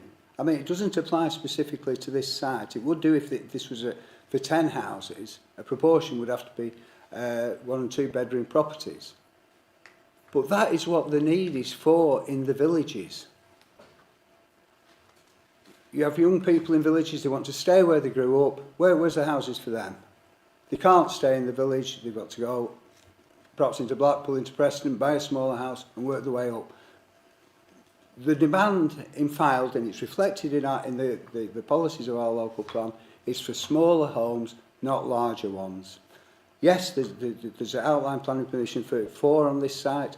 I'd rather see 5 or 6 or 7 smaller houses, 1, 2 and bedroom properties that are in keeping with the existing properties in the rest of the village. This is just too big. I mean, yes, you're looking at the elevation, but look at the elevation to most of the other properties. The ridge of the two hips is in line with the ridge of the main house. Not that. You know, that is absolutely huge. And the fact we've got on the old Suthill site, the garage, that large development, but that isn't in the same prominent position. And perhaps that was a mistake. And the trouble is with these, you allow permission for one, and there might be an infill site between these four and the next site going, there's a small gap there. Next thing, you've got another application in for another big house. Anywhere around the village, if there's a gap, we've seen this in trails, minor infill, big houses put there, and you lose the entire character of the village. We spent a lot of time producing the local plan. We've got a specific policy for this village. It's in the conservation area. It doesn't enhance, it doesn't do anything for the village. It's in a very, very prominent position, and we need a lot better than this. I can't support this, and I'm going to propose refusal on the grounds that it doesn't comply with ENV5 of our local plan. I don't know if I've got a seconder, but thank you, Chair. Okay, thank you for that contribution. Just to point out and clarify, because we've done this a number of times, we are looking at the application in front of us and not speculating about what might be around this in terms of other applications. So we have to focus specifically on the application before us. That's the important thing, and that's conceded. Does Councillor Collins have a seconder, or does anybody else have an alternative proposal? I'll second that. Seconded by Councillor Settle. Now this would be a proposal that I'm going to put to one side for a second, just to make sure that we've got sufficient time for any other further points or debate, because if there aren't, we would have to, because it's against officer recommendations, we would have to adjourn and discuss whether there are substantive reasons that can be put forward for a refusal. I'm not going to let you in again, Councillor Lee, because I've done it once and it's at my discretion. So I think at this stage, I have a solution, Chair. Well, I'm just going to listen to what the members are saying here, if you don't mind. So please, we've got we've got a move to refuse and a seconder. Are there any other comments, questions, debate that the committee want to continue with this? Or because we will have to adjourn. Could I come in with one point of debate on what Councillor Collins said, and again talking about the pair of houses on the site of the former garage, and I think your view, Councillor Collins, was that that's not a prominent location. To me, it is a prominent location. It's exactly more or less opposite the village hall. It's something that's... Anybody driving through the village? Thank you, Chair. Anybody driving up through Wheaton, the first thing you're going to see on the left-hand side is that massive gable end. Yeah, it's very, very prominent. If you're in the village and you go in the pub, you get a pint, it's a nice day, you sit in the beer garden, what you're looking at what's opposite. People go to the village hall, they occupy things in the village hall, they come out of the village hall and they go somewhere else. It hasn't got the same prominence at all. You're not comparing like with like. I'd respectfully disagree with that point, but... I mean, if I can just add to the debate here, is that the site visit was useful. This is my own view. I mean, in terms of policies and the local plan, etc., of course we've worked hard to develop policies, but policies also have to be sensitively applied, and there will be different views in terms of weighting and balance and interpretation. There always is in planning. I mean, Councillor Collins, I'm going to read to you the last paragraph from Growth Lancashire, which actually addresses NV5. I consider the proposed scheme would meet the statutory test to preserve and would not result in any discernible harm to both the character and appearance of the Singleton Conservation Area, nor to the contribution made by the setting to the nearby Grade 2 listed buildings. As such, no balancing exercise is required, as the proposal meets the objectives of Chapter 16 of the NPPF and is in accordance with Police Policy NV5 of the filed local plan. Now, I'm reading that out because that's a consultant that we have employed that specifically looked at this issue and come to a different conclusion to the one that you have come to. And you're perfectly entitled to come to that conclusion. That's your view, and that will be respected. But we also have officer recommendations here, and we have advice from a consultant who has specifically looked at this. Now, that's where you have to balance up what we're being given in the report, the evidence before us, and come to a decision. So you've put forward refusal. It's been supported by Councillor Settle. And what I want to establish is, if there are no other debating points here, that whether we should adjourn, I think we should, to discuss those, because nobody else is coming through with any alternative proposals. And Chairman, just in case other members of the committee want to reread that paragraph, it's on page 77 of the agenda papers. Okay. So, member, are you in agreement that we adjourn and discuss this? I think we need to. The members' room's free. It is, okay. Thank you. Go on, very quickly. Thank you, and I do appreciate it. The number of iterations is irrelevant as we're going through, but the scale is the biggest issue here, not the site. I mean, I don't agree with it, but it is there, and we've agreed on that. So the scale, this here is 23% taller, we know that, 50% greater, and we know the location.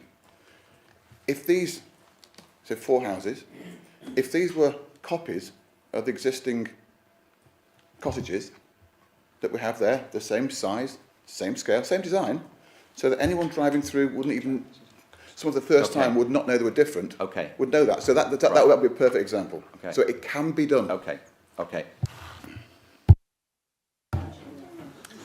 Right, thank you, members, and having patience here.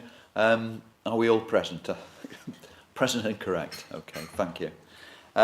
So we've gone through the protocol with the proposer and seconder and officers, etc., looking at substantive reasons.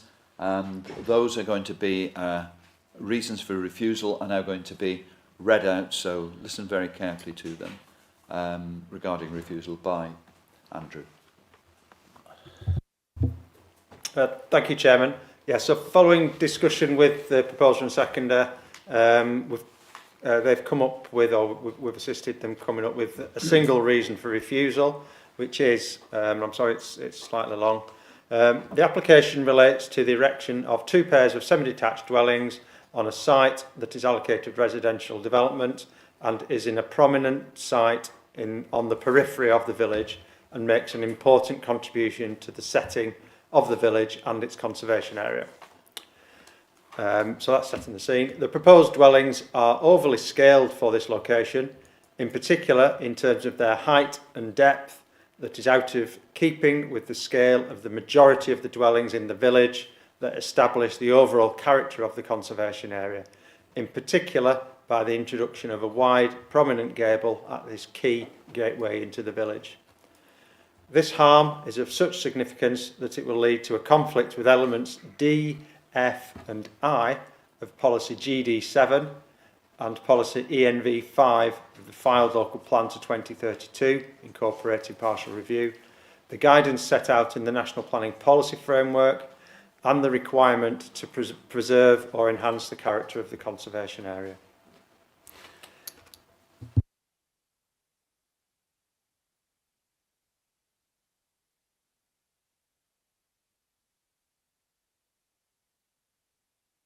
Side gable to this key, prominent side gable to this key gateway feature. All very clear. If I read it. Yes, so you understand, okay. So it's been proposed and seconded. All those in favour, please indicate. For refusal. For refusal. Thank you. I've seen 7 hands there, Chair. Thank you. All those against? Any abstentions? It's carried. Thank you.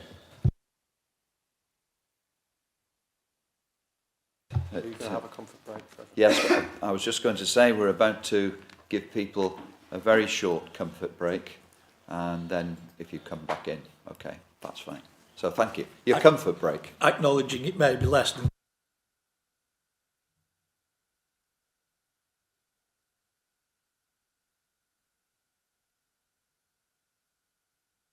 We will be going on to item 4 when we resume.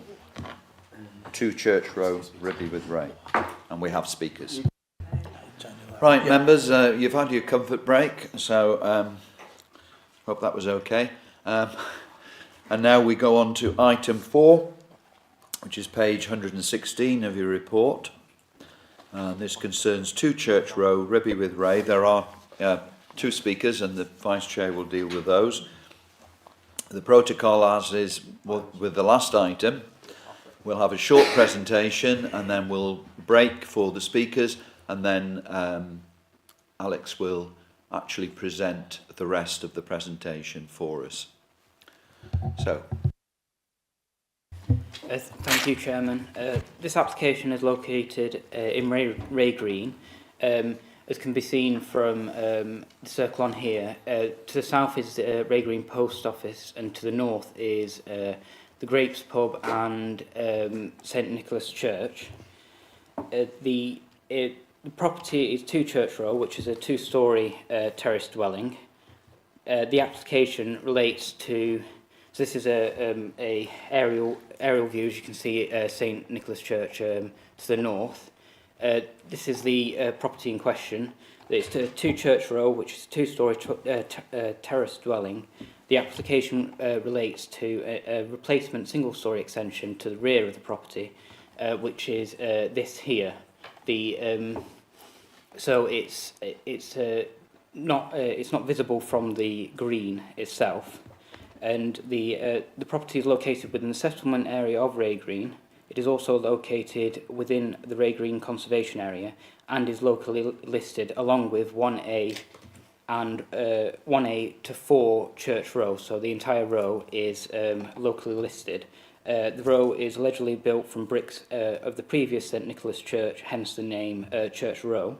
The main historic features of the properties are the thatched roof, the chimney stacks and the original window openings. The existing rear extension, however, is a 1993 addition to the property, and the proposal is for a replacement extension which will only replace the 1993 extension and will retain all of the historic features. Speaker break. It's just then sorry. Yeah. So to the rear of the properties is there's extensions along the rear of the properties that are all non-original, and the projection would be the same, but would be around 18 centimetres or 7 inches taller than the existing extension. The Parish Council has objected to the scheme on the basis of the height increase, and now I'll pass over to the speakers. Thank you very much, Vice Chair. Thank you very much, Chairman. Many thanks for that introduction, Alex. Set the scene nicely for us there. We have 2 speakers on this. Good morning to you both and other members of the public who are here at the moment for this application. The first speaker I'll call will be Patricia Naylor, who's speaking in objection to the proposal. The second is John McCartney, who is the applicant. For each speaker, you will have 3 minutes. I will be timing that. I'll give you a gentle warning, 15 seconds or so before the end, but we will have a hard stop at 3 minutes to ensure fairness for everybody. So, without further ado, Patricia Naylor, if you'd care to come forward and address the committee, thank you.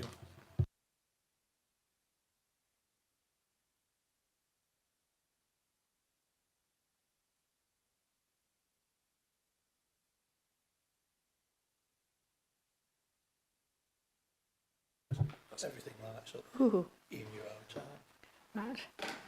Good morning, councillors and Mr Chairman and planning officers. I'd like to say right from the off that I have no objection to the extension, which I think is a big improvement.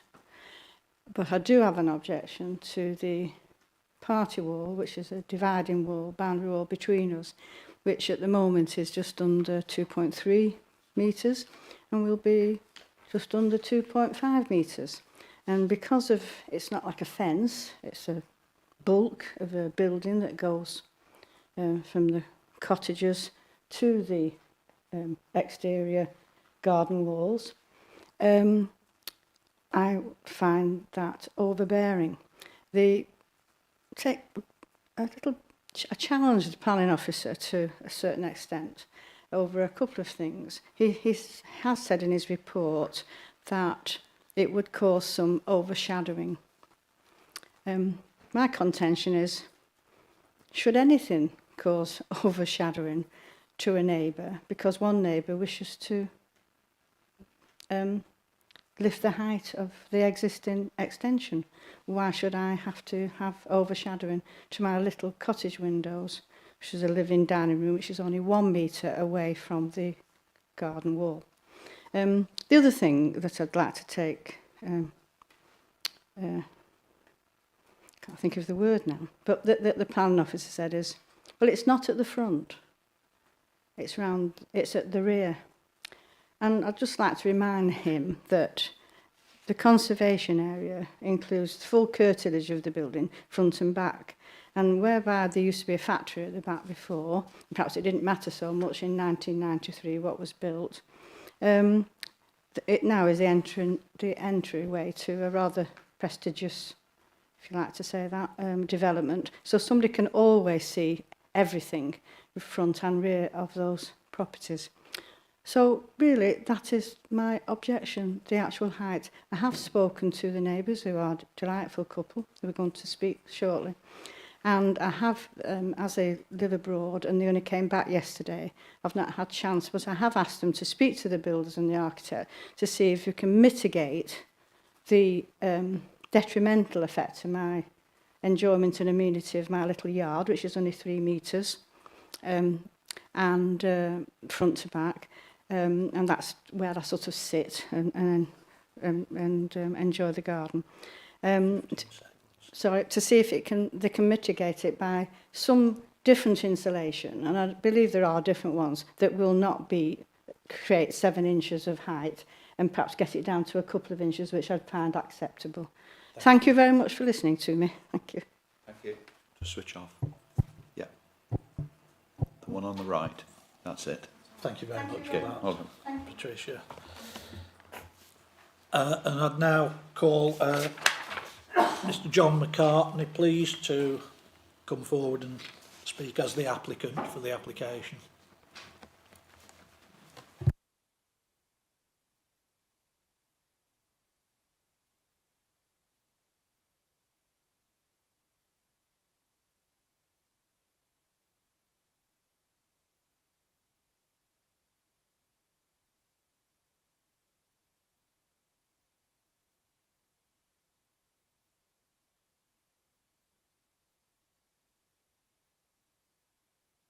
Oh, sorry. Okay. Good morning, ladies and gentlemen, Mr. Chairman. Just want really to... I didn't find out that there was going to be a meeting until yesterday afternoon. I've not had a chance to speak to my neighbour, Mrs. Naylor, until today. But I just want to reassure Mrs. Naylor and yourselves that, in my opinion, this 7 inches increase in height, which is due to modern insulation methods, is going to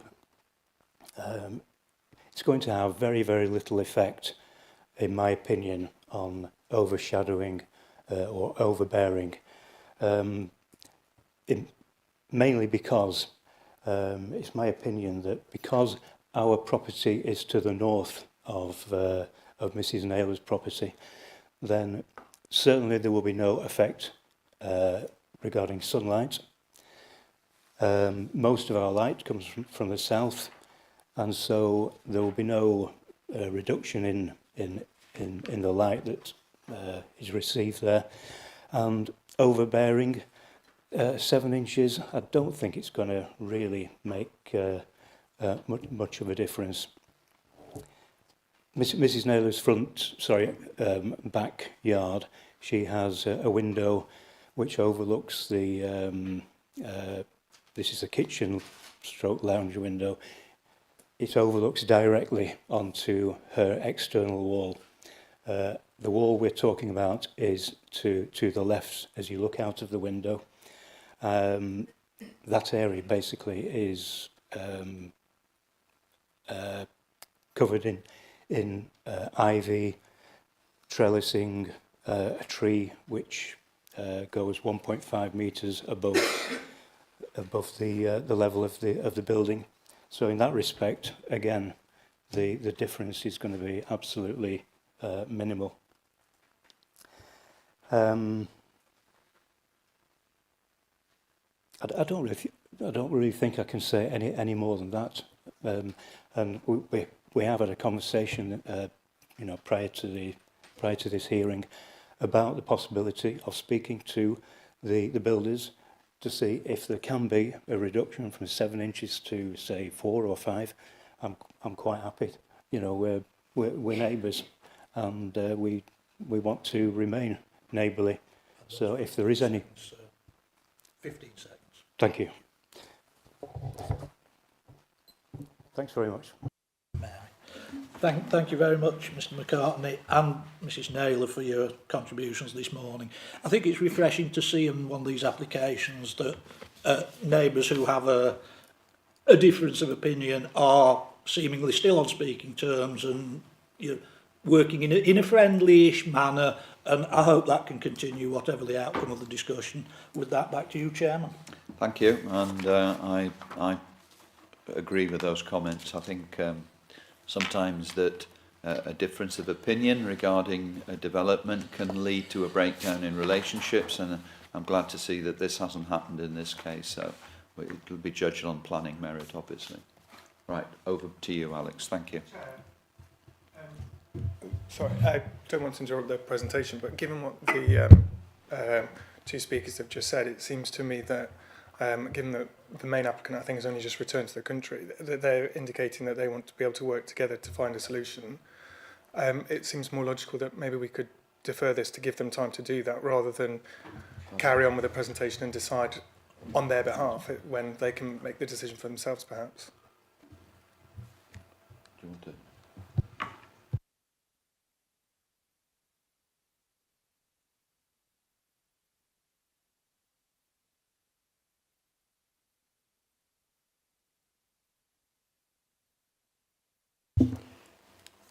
Yeah, thank you. Chairman, my suggestion would be that we continue with the discussion today and come to a decision on the application. If there is to be a modification of the scheme subsequently, if planning permission was granted, and then if there were to be modifications possible due to construction techniques that allowed a smaller extension, there would be measures in place that, in planning legislation that would allow the planning permission to be amended to deal with a modification of that nature. My preference would therefore be that this application has been submitted. We have a duty to determine applications promptly. It's one of the things that government's directing us to do more of. So I suggest that the committee proceed to determine the application today rather than defer a decision at this point. But obviously that's a committee decision. And my own feeling is that we should continue with this and judge the application that's before us. So we're going to continue if that's okay with you. But thank you for your point there. I can see where you're coming from. Alex. Yes, thank you to all the speakers. Currently, the extension is a U-shaped extension, as we can see from these existing drawings. and the extension would then be replaced by an L-shaped, well, best to describe it as an L-shaped extension with this store here. The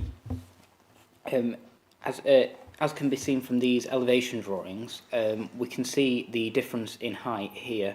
Is just this small area here would be increased in height relative to the existing extension.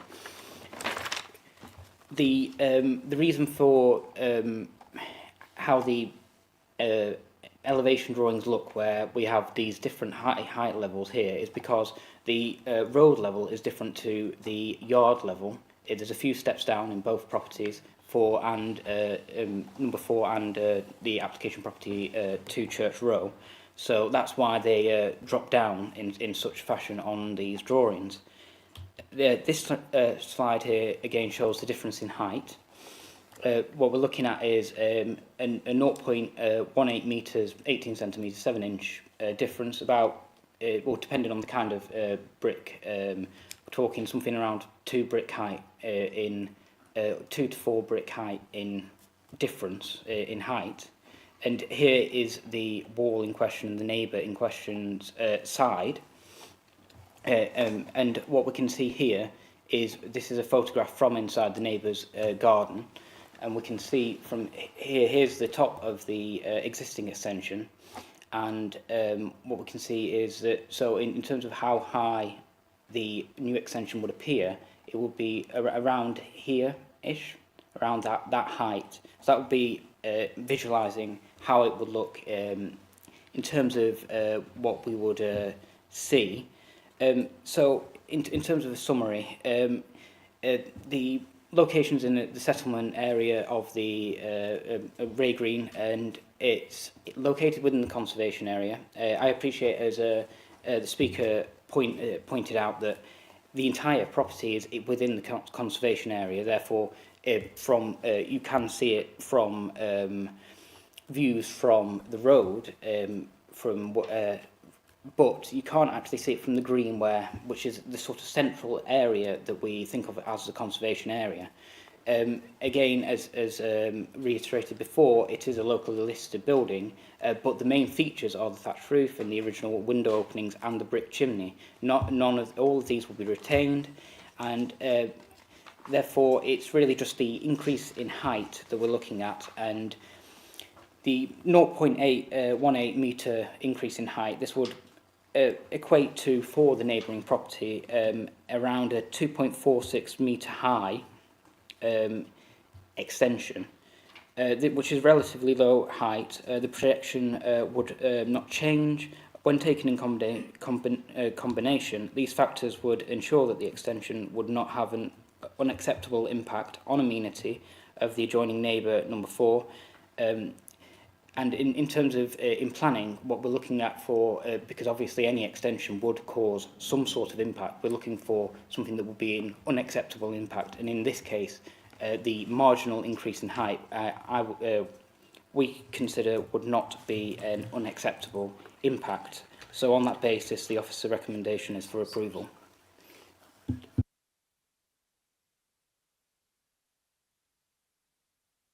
Right, thank you very much for that presentation. I don't have anybody down for questions at the moment, so I'm going to ask, can we have some questions? You've gone very quiet.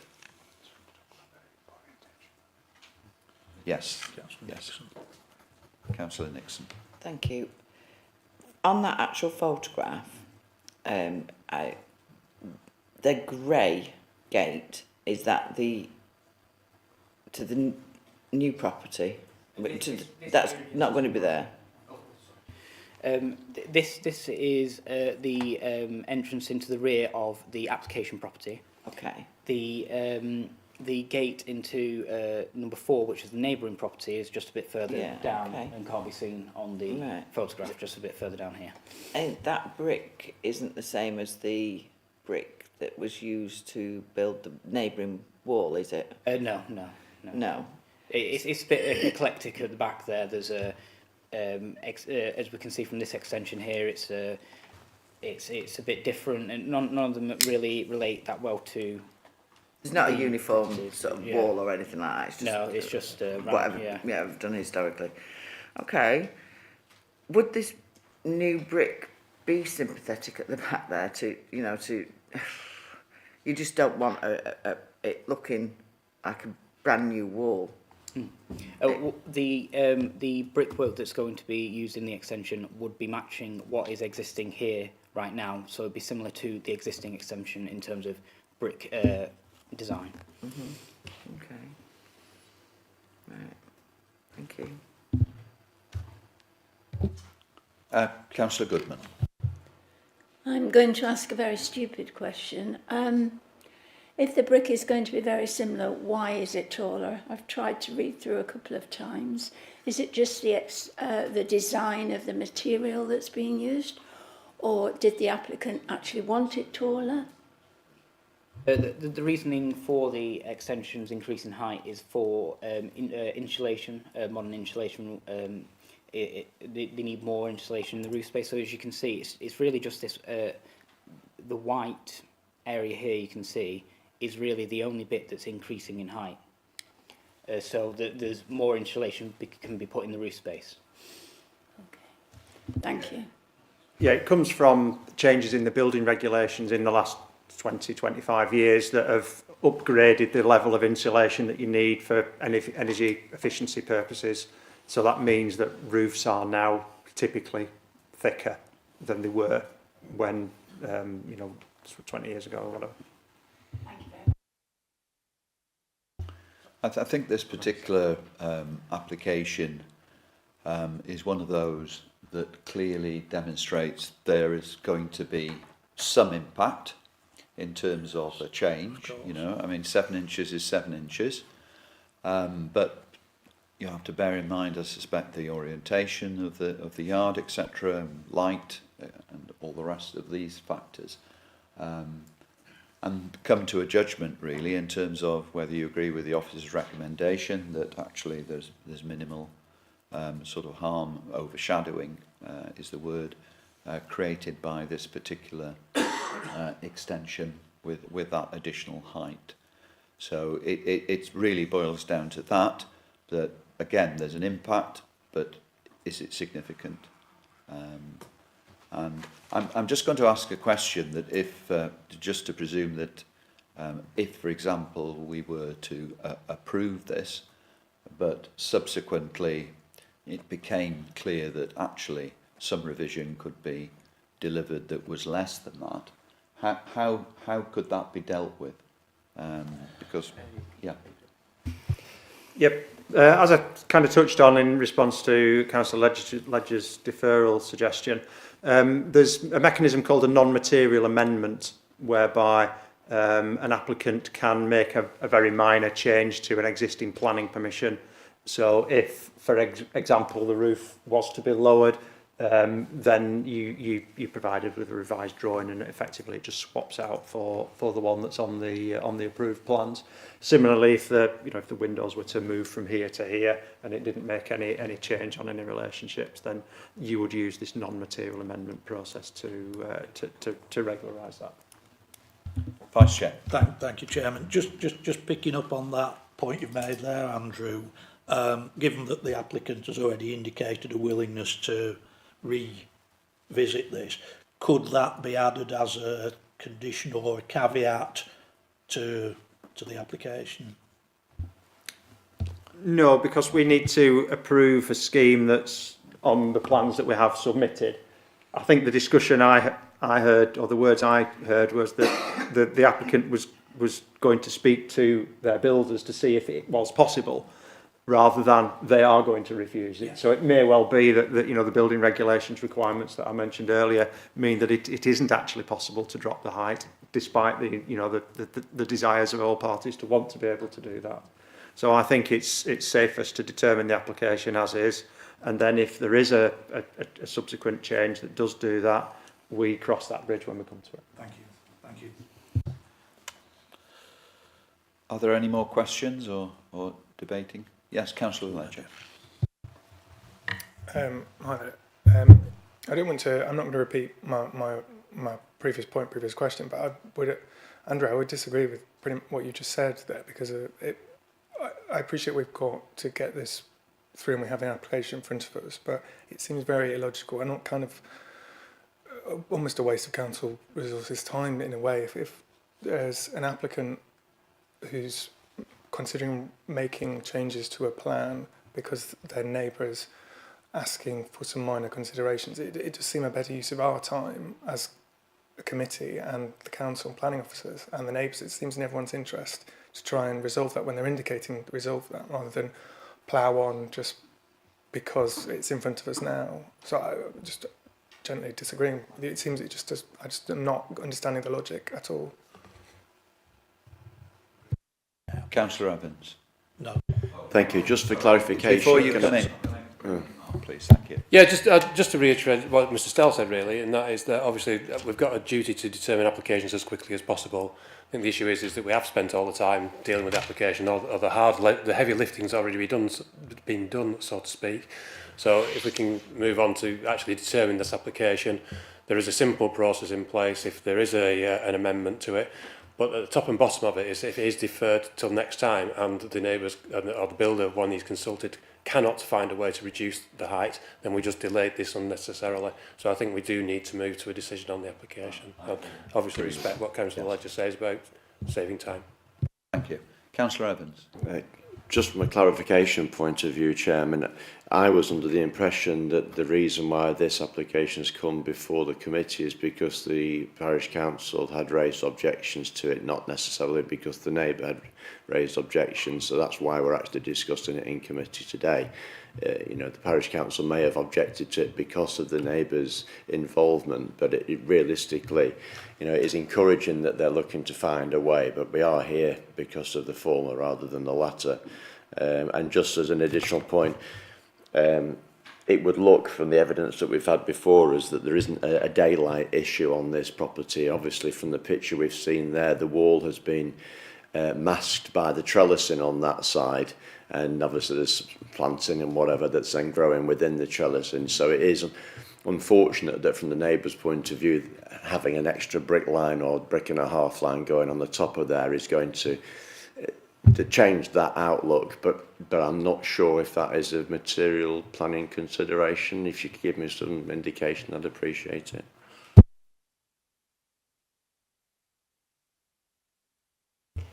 Yeah, I mean, it is. What we're talking about is by increasing the height of that wall, you're talking about a more of an overbearing impact. I think that the judgment that we're making is whether that additional height is so significant, given particularly if there's no light issue because it is north facing, that whether that overbearing impact from that relatively modest increase in height is such that it could justify a refusal of the application. The first speaker said that they shouldn't suffer any additional overbearing, which is obviously a point.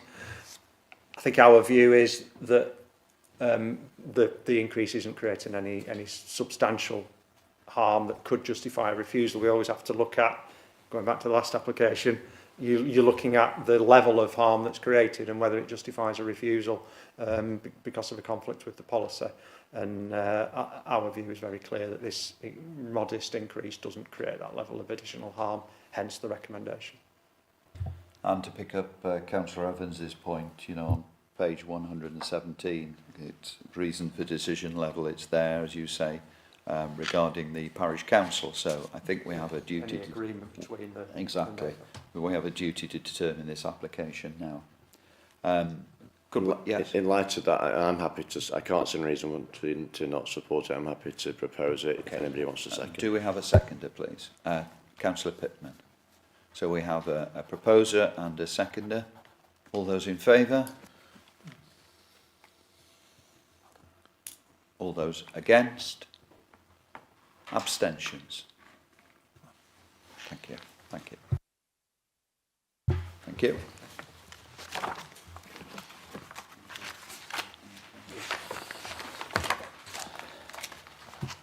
We're now going to move on to item 1, which is land to the rear of Lytham Windows. And thank you, speakers, for coming, by the way, on the previous item. Thank you. Land to the rear of Lytham Windows. roughly in the Oaks, Preston New Road, Westby with Plumptons, Lancashire.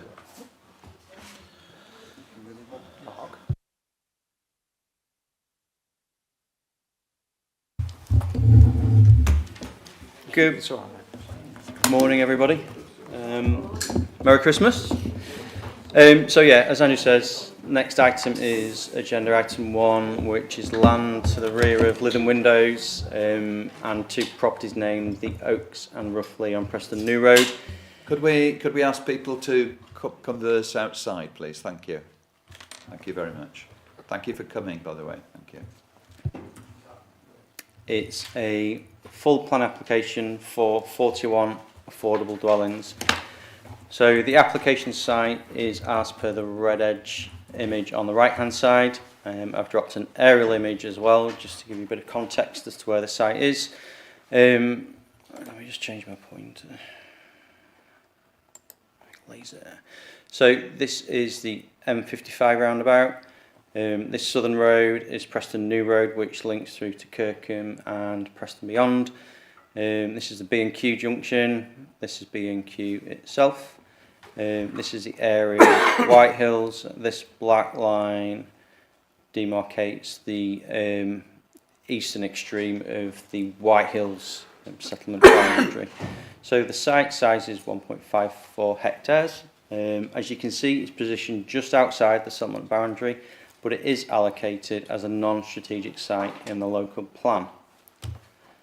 Just a quick aerial shot of the site. So you can see the application site is as per the red images here. Apologies, that's moved slightly, it should be shunted there, but there's a slither along this boundary which isn't included within the application site, as you can see along that line just there. I've dropped an aerial image in from 2000 just so you can perhaps visualise how the site's evolved over the last 20 years. So looking at this aerial image, you can see there are essential hard standing here which has been associated to a former use of the site. It also appears that there could have been a much larger area of hard standing as well, positioned to the eastern boundary, which is in this area here. As you can see from the aerial, the site has certainly got a lot more trees on the site in the last 20 years or so and compares to that 2000 aerial. There are a couple of existing properties which the site envelopes. So we've got a pair of semi-detached dwellings here, and we have Lytham Windows here. So Lytham Windows, they manufacture and distribute UPVC products such as windows and doors and conservatories.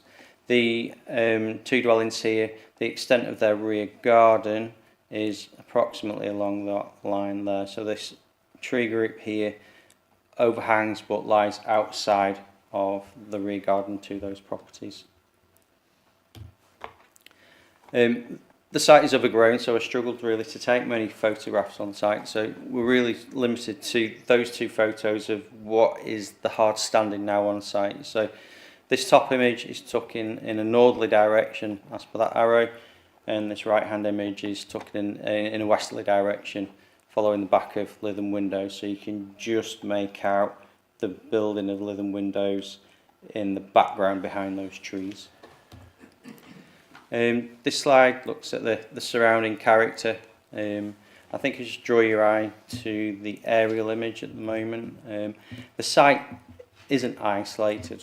We have a large-scale residential and tourism caravan park positioned to the east. We've got another caravan park, farm buildings, and then housing to the northwest. And then, like I mentioned before, we've got the settlement boundary of White Hills lying to the west as well. The top left-hand image, that is the pair of semi-detached dwellings which the site envelopes around. So you can see from those that the 2-storey render, they've got elements of bay windows, they've got canopies, those kind of things.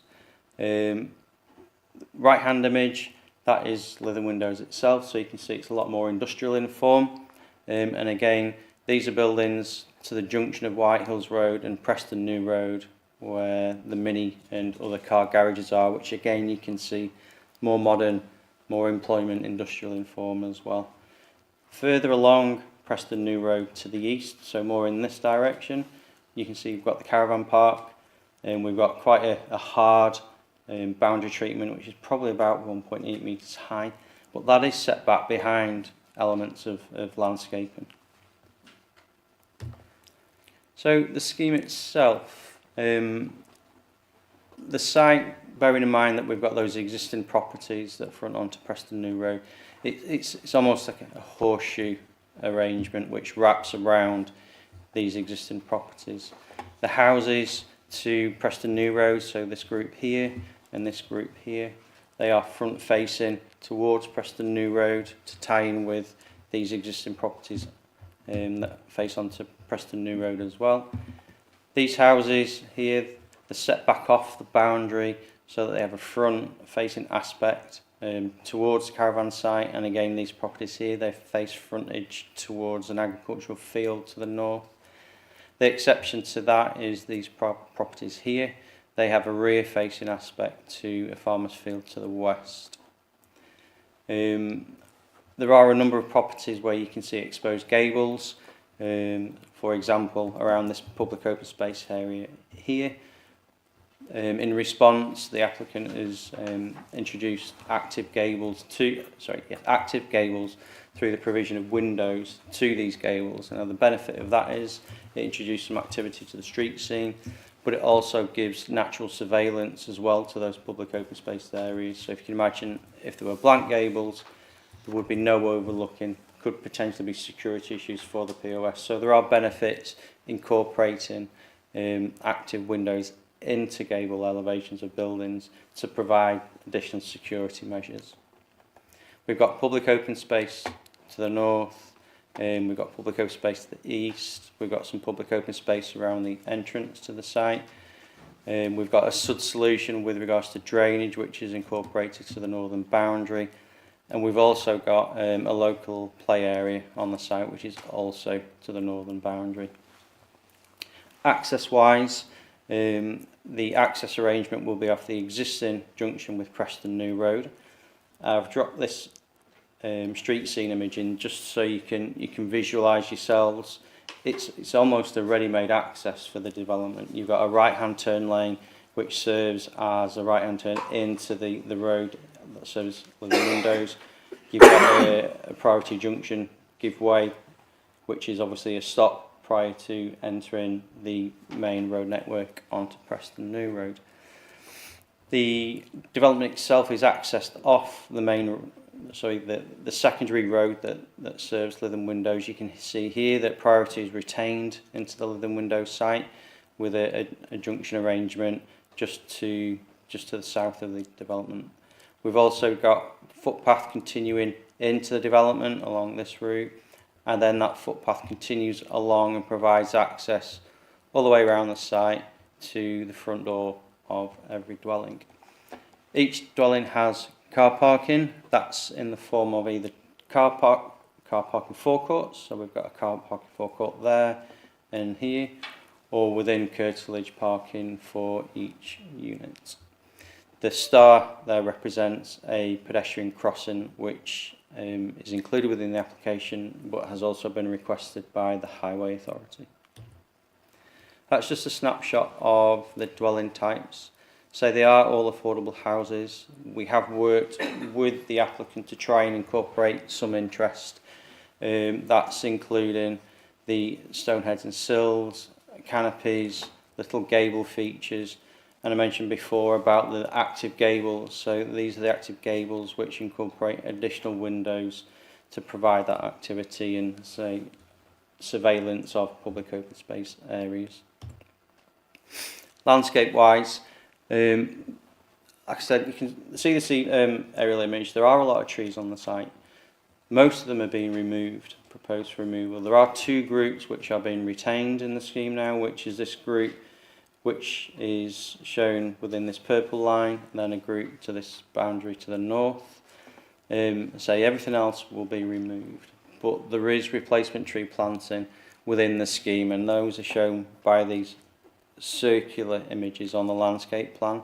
So you can see they are dotted around the site, they're within front garden areas, they're within public open space areas as well. The boundaries themselves to the site are formed by hedgerows and, as you can see, tree planting. The boundary to the north, there was concerns from the landowner, who's an agricultural tenant, in terms of security from occupants entering the agricultural land. But I suppose equally there's opportunity, if there isn't any boundary treatment there, for farm animals to equally come on site.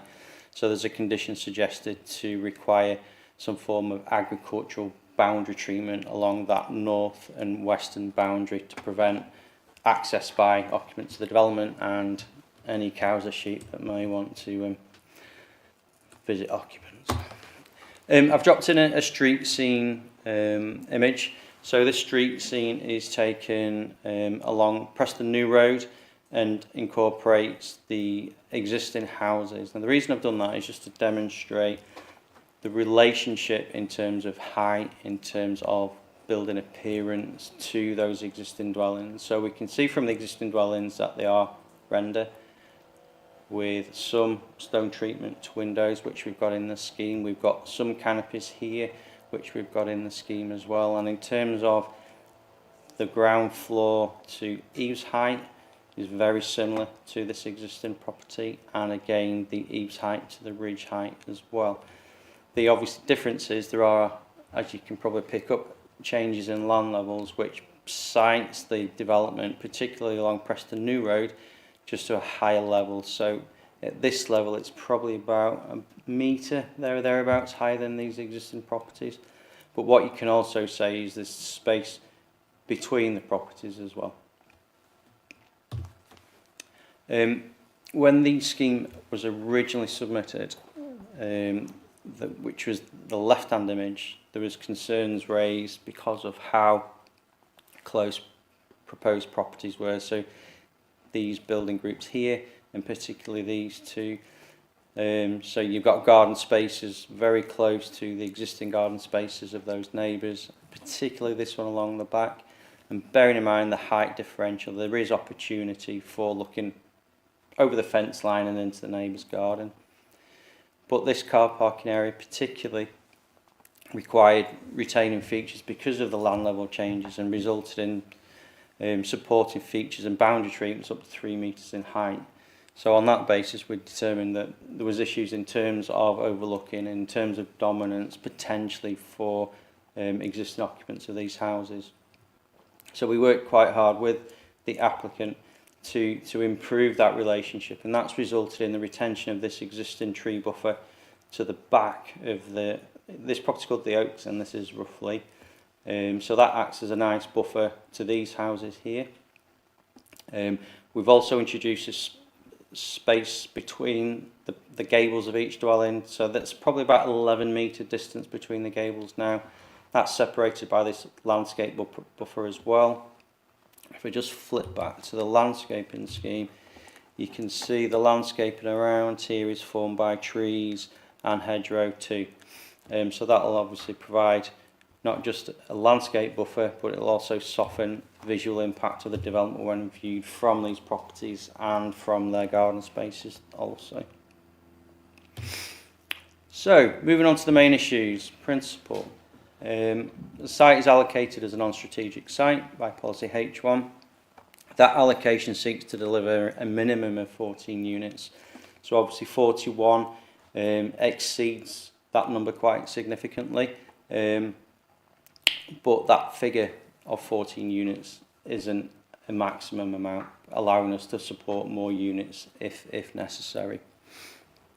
The scheme also delivers 100% affordable housing, which is a benefit to the 30% minimum requirement by our policies also.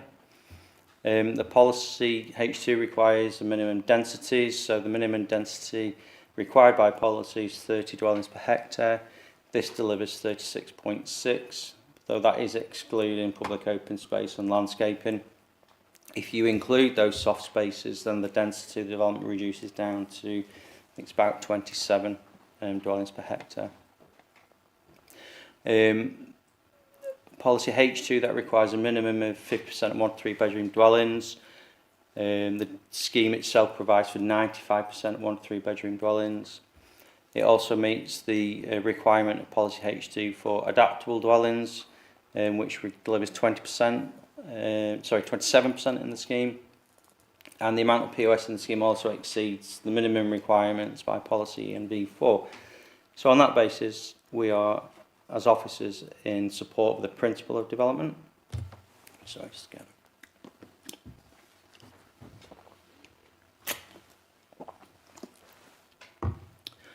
Character and appearance. So the layout provides us for soft edges to the countryside, certainly along to the north. Properties to the front facing to Preston New Road. It provides for dual aspect within street scenes, so there's dual aspect properties to this property here, these properties here and here, which are visible within the Preston New Road street scene. We've also got dual aspect properties to this group here, which are exposed to the public open space and the internal road. We've also got a dual aspect here, here and here as well. So obviously this dwelling is exposed to the countryside edge, requiring activity. These two properties are exposed to the internal access road. I did mention there are lots of trees on here. There is replacement planting in the scheme. The loss of trees, it is regrettable. Notwithstanding that, though, the tree officer hasn't got any objection, but they do require replacement planting in addition to what the landscape scheme that I showed you previously requires. There's also a policy support for loss of trees in certain circumstances. That, again, though, is still subject to an appropriate amount of replacement planting. There's also benefit in terms of increased housing numbers when compared to the allocation and additional affordable housing above that required by the policy. The scale of dwellings, construction materials and detailing of the properties, such as construction materials, stone heads and sills and canopies, those kind of things, they're kind of reflective of existing dwellings in the area. So on that basis, we consider that the layout, scale and appearance of development is sensitive and in keeping with the prevalent character of the area. Residential amenity-wise, I mentioned the revision. It's considered that revision provides for satisfactory levels of privacy. Separation between these dwellings is significant. There's going to be no direct overlooking from any of these properties now into either back garden areas or into the property itself. There are windows within the side elevation of this dwelling proposed, and there are windows within the side elevation of this neighbouring property. There is potential for overlooking, but again, there's an 11-metre separation distance. We have tree planting within that landscape buffer, but also there's a condition advised for windows within this gable that could potentially lead to overlooking over this neighbouring property to be obscure glazed as well. We have Lytham windows. This business say that they do, I'm pretty sure they manufacture, they certainly distribute and have a fitting service as well, so I've used them. When that business was approved and extended, there's an hours of use restriction on that business, which obviously helps with the relationship to the existing houses of the Oaks and Roughly, but also helps in terms of amenity to the new development. In addition to that, the applicant provided us with an acoustic assessment, which our colleagues in environmental protection were happy with. That was subject to provision of an acoustic fence line, which runs along the back of this tree line along here and then attaches to the side of this property here. And also glazing specifications and ventilation specifications to ensure that the noise levels which are in the acoustic report are met.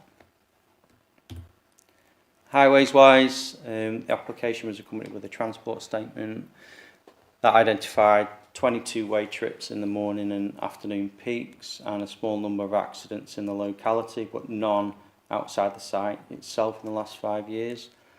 Swept path drawings indicate that the internal access can accommodate two-way flow of vehicles and service vehicles.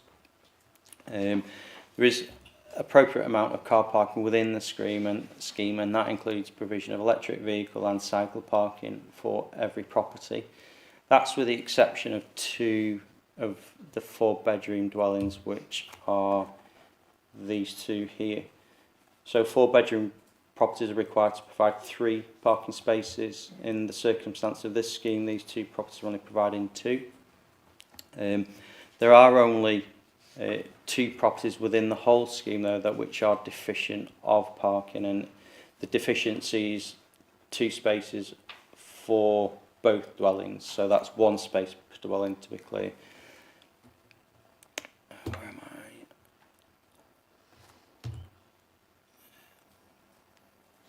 Yeah, and yeah, sorry. So with regards to that displacement, we're satisfied with the Highway Authority that can be accommodated within surrounding roads, whether that be on the internal access road serving Lytham Windows or the internal access road within the development.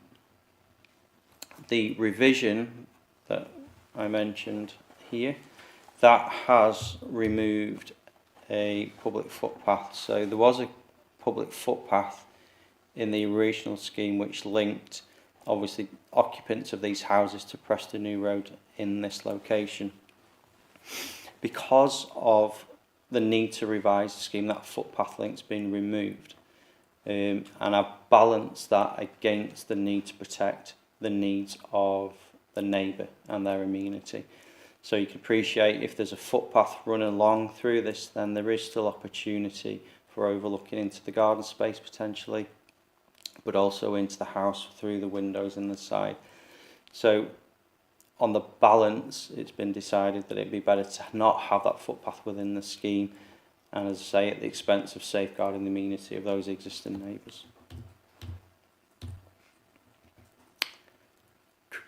Ecology. So the application was accompanied with the various documents to support ecological assessment. Our advisors at GMEU have said there's no concern for impact to protected species and don't consider that the loss of habitat to be sufficient grounds to refuse the scheme. The proposal also makes provision for biodiversity enhancement. That includes native species landscaping, bat and bird boxes, hedgehog friendly fencing, those kind of things. And there will also be a requirement to provide off-site biodiversity enhancement as well. All those measures are proposed to be required by condition. In terms of the other outstanding matters, in terms of technical matters, flood risk, drainage and contamination, there's nothing in there really that would warrant refusal of the development subject to conditions. And on that basis, the application is recommended for planning permission, but that consent to be delegated to the head of planning, and that being subject to Section 106 agreement for 100% affordable housing, healthcare contributions and trigger monitoring fee. At that point I'll note as well that there isn't any education contribution requirement for this scheme.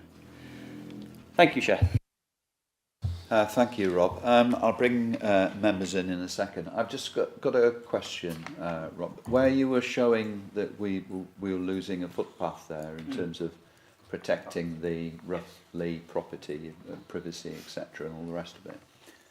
Is there also an argument that a footpath through there is you're going to get less security in terms of people being able to come through off the main road? Could that be a side benefit as well? Is that by closing that off, I know you've got to walk all the way around if you want to walk around, but also from a security point of view, you know, footpaths directly in from the main road into that estate could mean that a lot of people who haven't got access might get access. Yeah, I wouldn't disagree with that. I suppose the flip side is whether or not Preston New Road itself is heavily trafficked by pedestrians. But nonetheless, yeah, irrespective of that, if the footpath's there, then that would allow obviously non-residents of the development to quite easily access the development itself. In terms of, I'll take it back. In terms of those who could potentially use that footpath, then obviously you can see from here, from the centre of the point onwards, it's equidistant to get to that point, or to walk that way to get to that point. So it's not everybody within the development that's affected by the loss of that footpath. It's more residents in this area of the site, I would say, that could be potentially affected. But like I say, in this circumstance, I've prioritised in my assessment the needs of those existing occupants and to protect their amenity particularly. Okay, thank you. Councillor Settle. Thank you, Chairman. I think it's an excellent scheme. I love the fact that it's the horseshoe shape, plenty of open spaces and play spaces in the pond at the top there. It's making use of what looked like an old industrial sort of estate or something like that. So I can't see any problems with it. I really love it. And as an added bonus, it's affordable housing. To me, it's what's not to like. So, and I love the fact, and I compliment you on the fact that you amended the design to give that buffer space. It's really good. So I'm happy to support it. Thanks. Thank you, Councillor Settle. Councillor Evans. Thank you, Chair. I think I'm in agreement with Councillor Settle. It's like we've got a similar mind on these things today. It ticks a lot of boxes, this application, and the fact that there is such diversity in terms of 1, 2, 3, 4 bedroom properties is a good thing. You know, I like to see if affordable housing mixed in with regular housing rather than all in one development, but due to the location and the variance, like I've just said, I think it's on balance a good thing. I also think the gap increased to 11-metre gap from the existing properties is important because obviously they are being surrounded by this proposal. And I think the open spaces in the plan show that it's been sympathetically designed. Obviously, children's play areas usually are fenced in, so there's not the major issues regarding the pond being right next to the play areas, because that's always an issue from my point of view. Just to respond on that point, Councillor Evans, yeah, there isn't any boundary treatment shown. Basically, the application is accompanied by details outlining extent of boundary treatments, where they are, what they look like. There was nothing to the lap, so the boundary treatment condition that's suggested covers the need for fencing. I mean, they have to provide it from a health and safety perspective in terms of to guard against dog attack, for example. But the condition also covers potential in need for fencing around the Suds Pond as well. Good, thank you. And can I just ask, when we looked at the initial drawing, there was obviously the red line round it, and there were to the east of the drawing, there's a strip of land down the side there, because obviously you can see on that picture those are all empty pads at the moment, which presumably are for static dwellings. I think that development now is occupied. Well, I would say occupied, it's complete, certainly. They're not all occupied. I went past it this morning, but they're not all occupied there, but I'm sure they will be. But is that piece of land sort of to the right of the red indications, is that owned by the developers as well? So would that be sort of infilled with bushes and trees and planting? If it was owned by the developer, I would expect it to be within the red edge and be incorporated into the development. If not, I would certainly expect it to be edged blue on this plan. So when we get a location plan, the red edge defines where the application site is, and then if there's any other land within the applicant's ownership, that's defined by a blue edge. Because it would make sense to incorporate that land into the application site if you could. So that suggests to me, along with the fact that there isn't a blue edge to it, that it isn't within the ownership of the applicant. So would you? So along the red line there is going to be sufficient planting in there to. There won't be planting in that on the area. actual edge of the. If I take you to the landscape scheme, like, you can see, I've dropped the aerial image in. So that strip we're talking about is along that eastern boundary, which you can probably just work out is that line there and that line there. So part of the revision, I didn't mention it in my presentation, but the revision has actually moved the road further to the west to allow this landscaping strip to be incorporated into the scheme. So you can see from that we've got, you can't work out the hedgerow necessarily, but there's a hedgerow along there, plus we've also got this tree planting as well. So that, obviously combined with this soft strip, and then you've got the hard area of the caravan park, then it provides a nice buffer at least. Yeah. My final point, I mean, again, I'm happy to second, but obviously that's a very busy junction coming out onto Preston New Road there.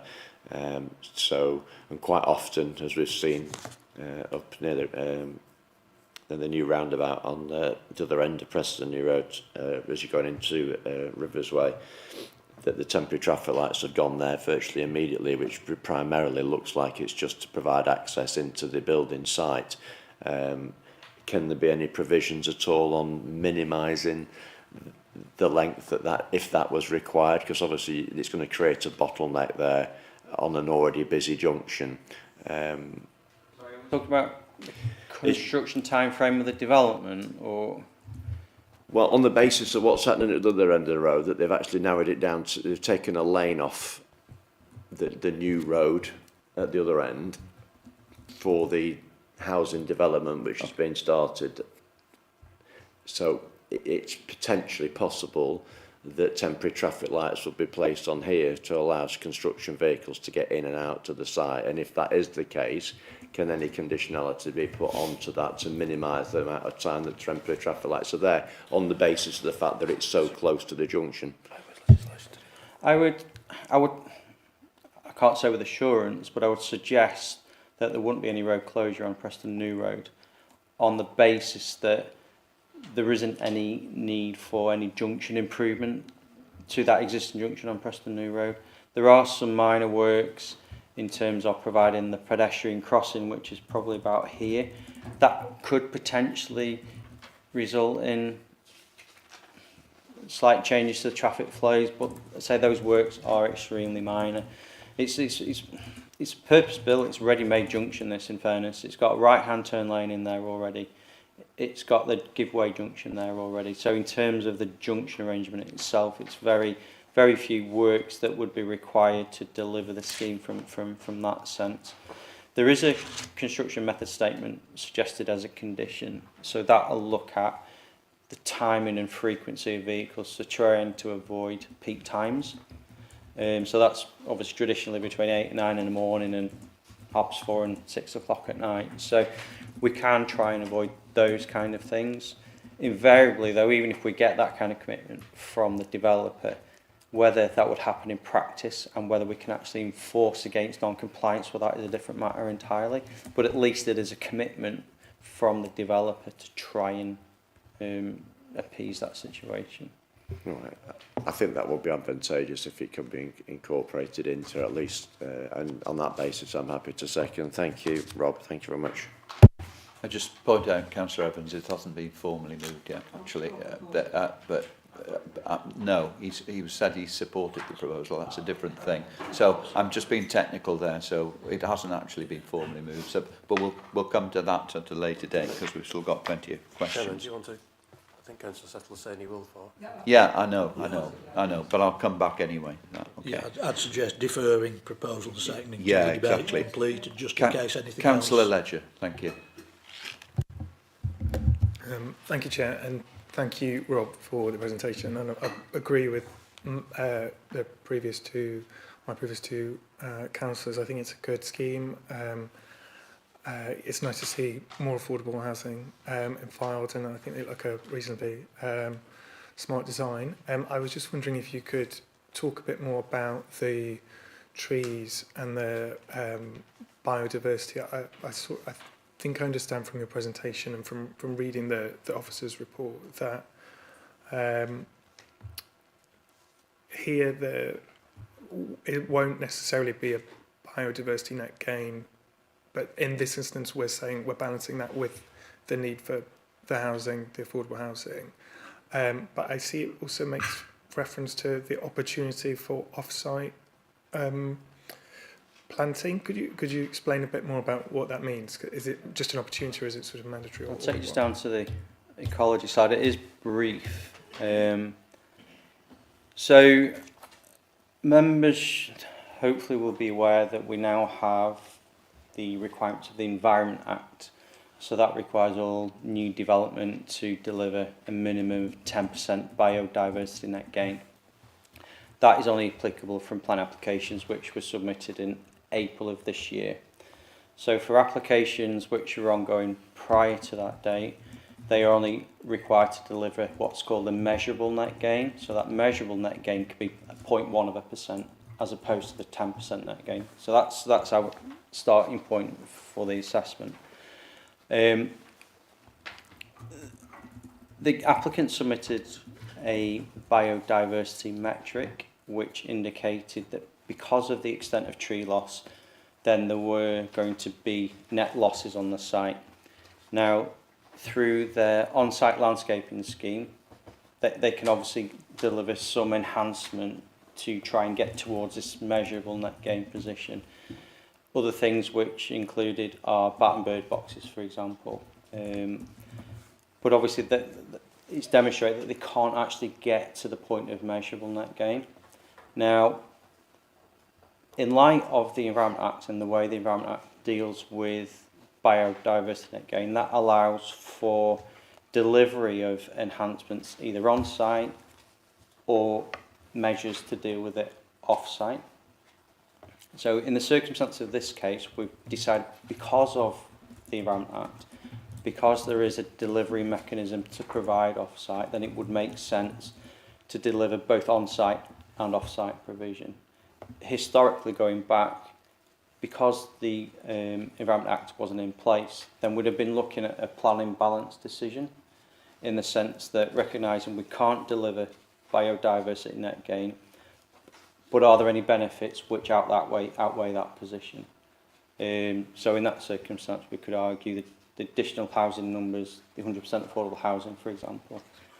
But in addition to that, as I say, because there is this mechanism now, we can require on-site and we can require the mechanism to deliver off-site as well. So we're benefiting all round. So we are getting the ecological enhancement, albeit it isn't on-site, there's going to be a proportion off-site, but we are also getting additional housing numbers, and we are also hopefully getting the affordable housing provision too. Thank you. So what is the off-site? As in the actual the off-site requirement?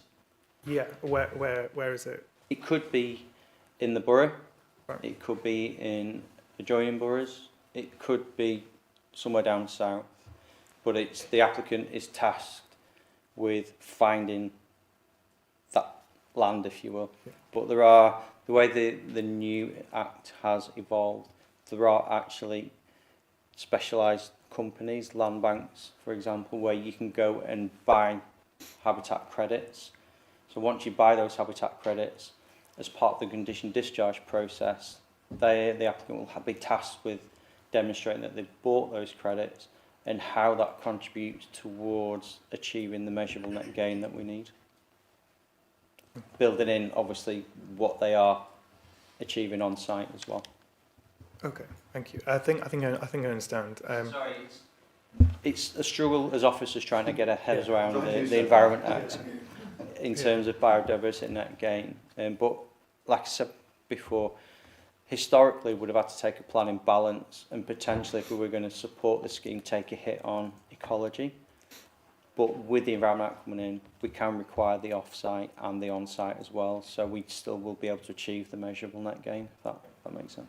No, it does make sense. I understand it.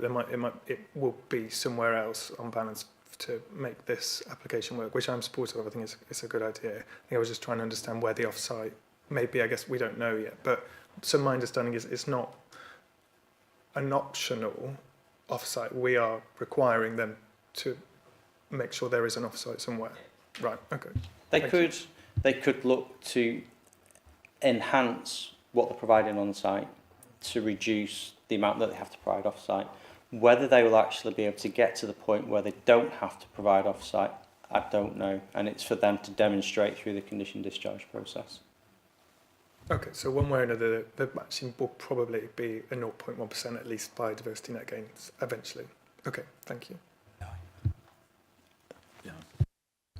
Yeah. Just on that point, Councillor Ledger, it's a slightly abstract concept that you're effectively paying somebody else to be green on your behalf, if you like. But I think it's a system that does work, and you never know, one day there may be a planning application before this committee for one of these land banks within Fylde. So, and it does seem to be, it's still evolving, but it seems to be evolving in the right direction. I'm confident that it's a system that will work. Okay, thank you, Vice Chair. Thank you. Councillor Pittman. Thank you, Chair. Thanks for the presentation. I do support this scheme for the affordable housing, but I do think it's a bit tight, but that's obviously to make it viable. My question is about how many children do we envisage on this development, and in relation to that quite small little play area that seems to be sort of under the trees or under something or another. It does worry me that the pond is bigger than the area where children might go. Do we have any information about what is envisaged? Because obviously these houses are of different sizes and there isn't any plan for any money to go to education. So the answer is no, there isn't any indication in the submission in terms of what the children numbers might be that could be generated by the development. I suppose that the indication could be looking at how many 3 and 4 bedroom properties are in the scheme, because they would probably be the more traditional family houses.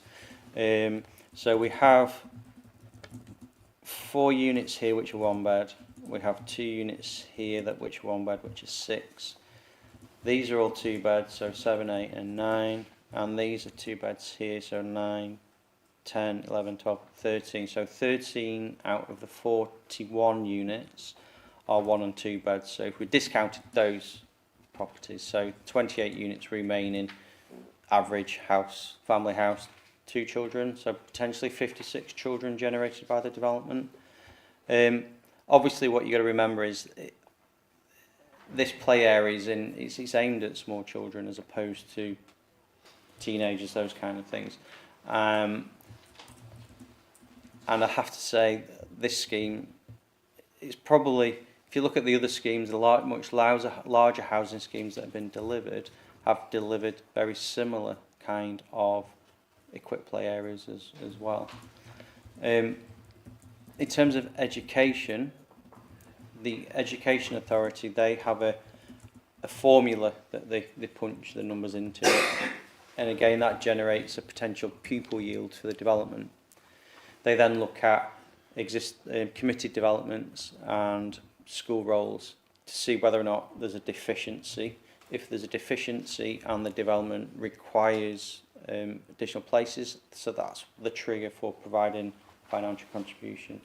When they've done the number crunching, the Education Authority determined that yes, there will be a pupil yield, but there has to be a surplus in the schools to take on that pupil yield, so haven't required an education contribution on that basis. Thanks. I still think this is a weakness of the scheme, because obviously little play areas for small children, these children do grow up into bored teenagers, and there's not an awful lot around here that seems to accommodate the bored teenager. That's my concern about it. It's a social problem as much as anything. Well, it delivers houses which are a necessity, but I do think there are drawbacks to the scheme, which obviously we can't do much about. So it will have, I can't say, it's about 8 by 15, maybe 20 metres, that size. It will have soft surfacing, it will have equipment in there as well. So like I say, it wouldn't accommodate teenagers, for example. It's more aimed at younger children. I suppose to accommodate teenagers, you're looking at more like a multi-use games area. So a high cage, 4 metre high, ball stop fencing. Knock-on effect for that is that obviously you've got a visual impact, but also potentially noise impact, disturbance of neighbours, those kind of things. So it's, I suppose it's a balance of all the evils, really. Yeah, just a thought to maybe offset some of your concerns, Councillor Pittman, is that one of the things, I have similar views about the provision in terms of when we looked at this, but that's offset by where even with small units, 1-bedroom units, they've all got garden areas. You know, so there is outside space, which is different, I know, to what we're talking about, public space, etc. But they do have reasonably generous garden areas for affordable housing in a sort of sustainable location. So the view that I took was that you know, there is plenty of open space, but it may be in the garden rather than in one centralised, which is a plus. Okay. Yeah. I admit the gardens are reasonable, Yes. but children, youngsters like to congregate, and consequently, I think they can find this particular area rather frustrating. Yep. Maybe you know, you could build them a few tree houses and they could sit in the canopy. But yeah, it's an isolated area, and basically, you know, if you've got to move out, but that's as it is. I accept it. Thank you, Councillor Pittman. Councillor Goodman, waiting patiently. Yes, unfortunately, both of my questions have been answered. One was the loss of trees. Thank you for that. The other one was not the play area, but more education provision in the local schools and pupil capacity. And that's been very adequately answered. So thank you very much, Chair. Thank you, Councillor Goodman. Councillor Nixon. Thank you. In the comments from the parish council, it mentions something about the land may need to be decontaminated. What's that all about? So let me just get my. So that it's known that there has been some historic land uses on the site. I believe one of the land uses was a car garage. The applicant submitted a land contamination assessment which has identified that there is an infill pond in this area, I believe. So the infill pond, they've found that there could be potential contamination in the site. The historic land use indicates that there could be other contaminants on the site. There's a condition in the committee papers which requires further site investigation and remediation of the site as part of the development process. So that remediation will clean up the site of any contamination that's found. Alternatively, the site can remain as it is and that contamination will remain in the ground. So I think in terms of contamination, development is a much better solution because it will result in site clean-up. Okay. On your plan of the actual site development, the outlay of the plan, what's that white box up there? What's that? That is a pump station, so that's associated to the drainage. Okay. So And you're going to put that on top of what is a pond? Sorry? They want to put that on top of what was an infilled pond? Yeah. Good luck with that one. Okay, and on the frontage onto Preston New Road, you've got these houses that are front facing. Are there any conditions to stop access coming out onto Preston New Road? In terms of vehicular or pedestrian? Both. Well, if you look at the layout, there is pedestrian access. Right, okay. There. In terms of vehicular access, then any future requirement will require planning permission because it's a classified road. People so don't always do that though. They just like would drive onto their driveways, quite think possibly. it's theirs and I mean, there is a drop curb there, for example. Yeah. But I say we would only be able to take action if they do those works without planning permission. So. Okay. Right. Yeah, I think that was it. That was. I'll just have answered the questions about the fencing of a. How deep do we envisage this pond getting? Because again, the parish council mentioned about flood mitigation and things. If it's a plot of land that's well known for filling up with water, that Suds area could get quite full. The one thing I'd say about Suds Pond is that they're only full when it's rained. All the other times, they're dry ponds. Yeah, so you're only going to get a kid going into it when it's wet they water. Are, more often than not, they are dry holding ponds. Like say, basically what happens is surface water flows into the pipes, it flows into the Suds area. That then drips into the pump station, and then that gets pumped up the rising main and towards the White Hills Junction. So once it stops raining, that fills, but it will gradually unfill. There is a fence line around, or there will be a fence line around there. I don't know how deep it is, to be honest with you. But obviously, Suds drainage ponds are and have to be a common feature in all residential schemes now. They have to be designed though to accommodate surface water flows, so that'll dictate how big or how deep that pond is. So I think perhaps the most important thing is to make sure we get an appropriate boundary treatment.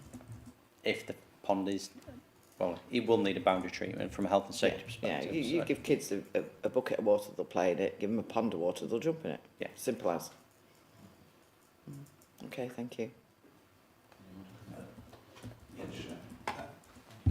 Just very briefly on that, on the contamination issue, just refer you to page 57 of the agenda paper, and it's section 11 of stipulation 2. It just covers that there. And also just a reminder, if members are minded to propose and second, the recommendation is to grant that the decision to grant is delegated to the head of planning with those stipulations and conditions on pages 53 to 69 of your papers. Thank you, Chairman. And the other thing I would add is that some of you will remember that this used to be the Clock Garage. So it was a garage for a number of years, and that's why it's sort of almost previously used land, really, previously developed land.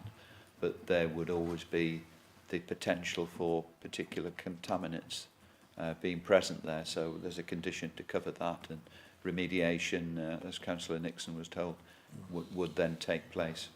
Are there any other questions or points that anybody wants to make? Because if there isn't, I'm going to go back to Councillor Settle and Councillor Evans just to make sure they're in a position to move and second. You will move and you will second. Could we go to the vote? All those in favour, please indicate. Thank you. That looks to be unanimous, Chairman. I was going to the redundant question. Anybody against? You sort of get into that. Okay, thank you for that. We have one more, so that's approved. We have one more item to deliver, which is a 3, which is page 90 in your reports. Jane, can you just turn your mic off, please? Oh, okay.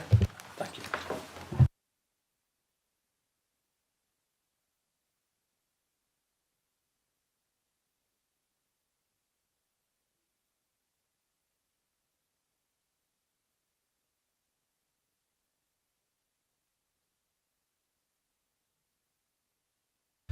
So this is on page 90, and it's one that's already been given planning permission, and it's coming back with some revisions, etc.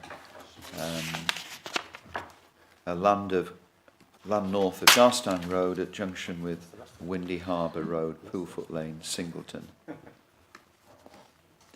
So there are no speakers on this particular item, so we go straight to the officer, have a full presentation, and then to questions and the debate. Thank you. Thank you, Chairman. Right, so this application relates to site at Windy Harbour at Singleton, generally within the red circle on the plan. That's Windy Harbour Crossroads, for those not... Right. So Fleetwood Road coming up here, turn left to go to Poulton, turn right to go towards Garstang. So this is it's the area sort of north of that up to the River Wyre, which is the river that you see on the image. So very extensive site. 2 parcels, a western parcel and an eastern parcel, separated by Windy Harbour Road in the middle, which leads to an existing caravan park, the Windy Harbour Holiday Park, and then what you're seeing here is the River Wyre itself and its mudflats and the like. So you can see the existing arrangement there, largely agricultural land, undeveloped fields. You've got Singleton Crossroads, the petrol station, and the development around that here. And then we've got a couple of caravan sites at Larbreck, and then over that way you've got Little Eccleston if you go further. So, as the chairman said, the site has planning permission. This committee granted planning permission for a holiday leisure development a couple of years ago, 2021. Golf course, leisure facilities, and a series of holiday lodges. This is since then the site ownership's changed, and the current owners are now looking to do a slightly different sort of mix, evolution of the scheme, I suppose. That needs what's called a Section 73 planning application to vary the scheme. So that's with us now, and that's what we're looking at determining today. It's at committee because of the scale of the proposal and the history of it. Because there aren't any objections from the 2 parish councils. You've got Larbreck Parish Council and you've got Singleton Parish Council involved, but there's no objections to it. The recommendation is one to delegate it to officers because there are a few matters outstanding, which I'll come to at the end of the presentation. So that's the area from the road. So it's everything you see in front of you beyond the road. So this is the scheme that was approved. So essentially you've got lodges here, going from right to left, lodges here, a hub area, we'll call it, where all the leisure facilities are, more lodges here, and then the golf course over here. And then you've got this area, which is an ecological biodiversity enhancement area that's part of the scheme. So the proposed layout looks largely the same if I flick between the 2, but there are some changes, particularly in this area here where the hub development has changed. This western side is entirely unchanged, but this eastern side, there's the hub changes, and then there have also been some other changes to layout of the lodges themselves, predominantly because the proposals here is to position them around a series of water bodies where previously there were less water bodies on site and more hedges and sort of copse planting that was to take place. So you've got that kind of change as well. So this slide just shows what I've said. So you've got this, you've got the changes to the eastern side. So focusing on the hub element, put my glasses on, I can see that. We've got a series of elements here. So going from bottom to top to bottom. We've got a construction compound.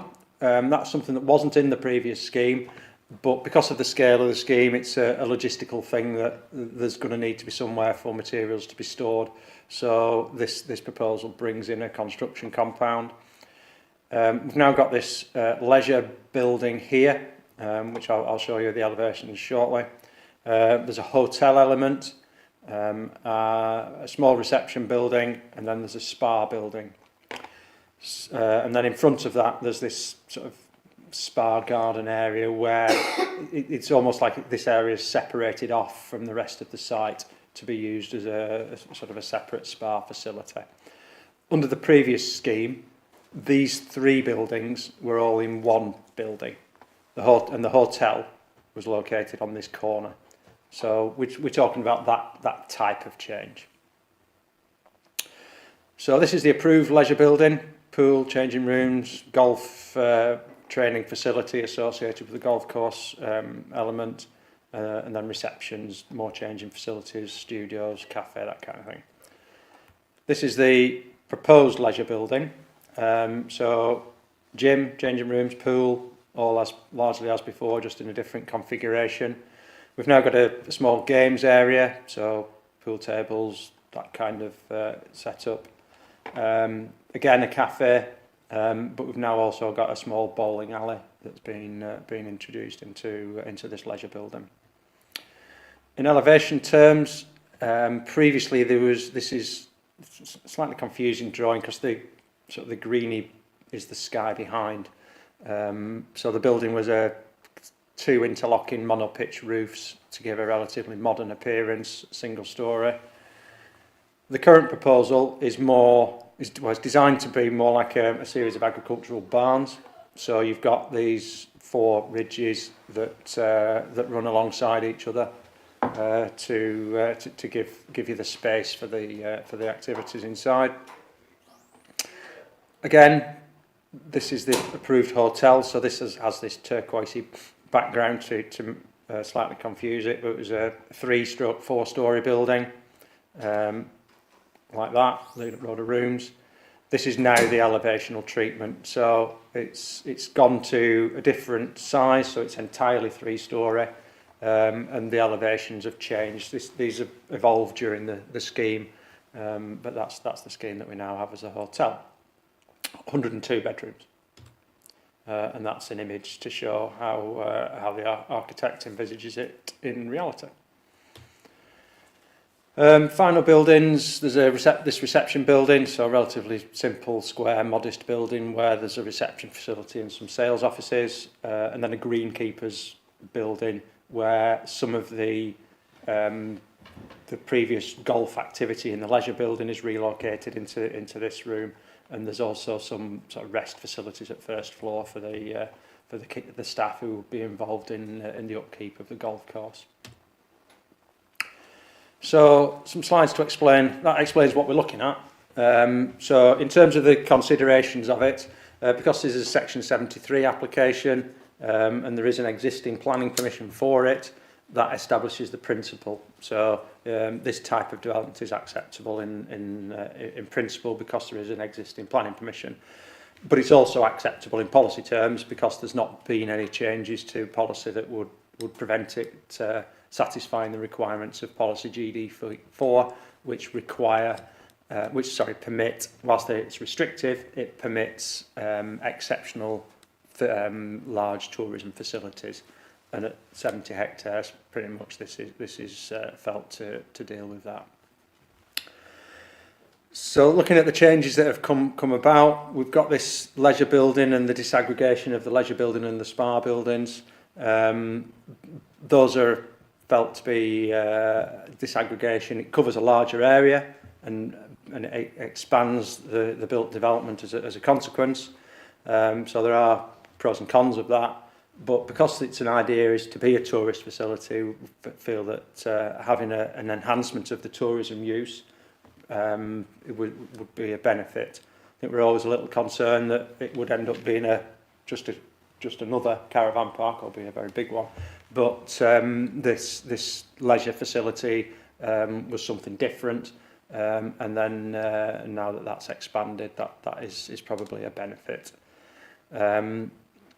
So the use of the leisure hub, the rural barn design is better than before, I think. The spa building, I think I've skipped through the slide with the spa building elevations on, but that's a 2-storey building. And it's in a position where it's set well back from the road. Its design's inoffensive. So again, I think that's acceptable.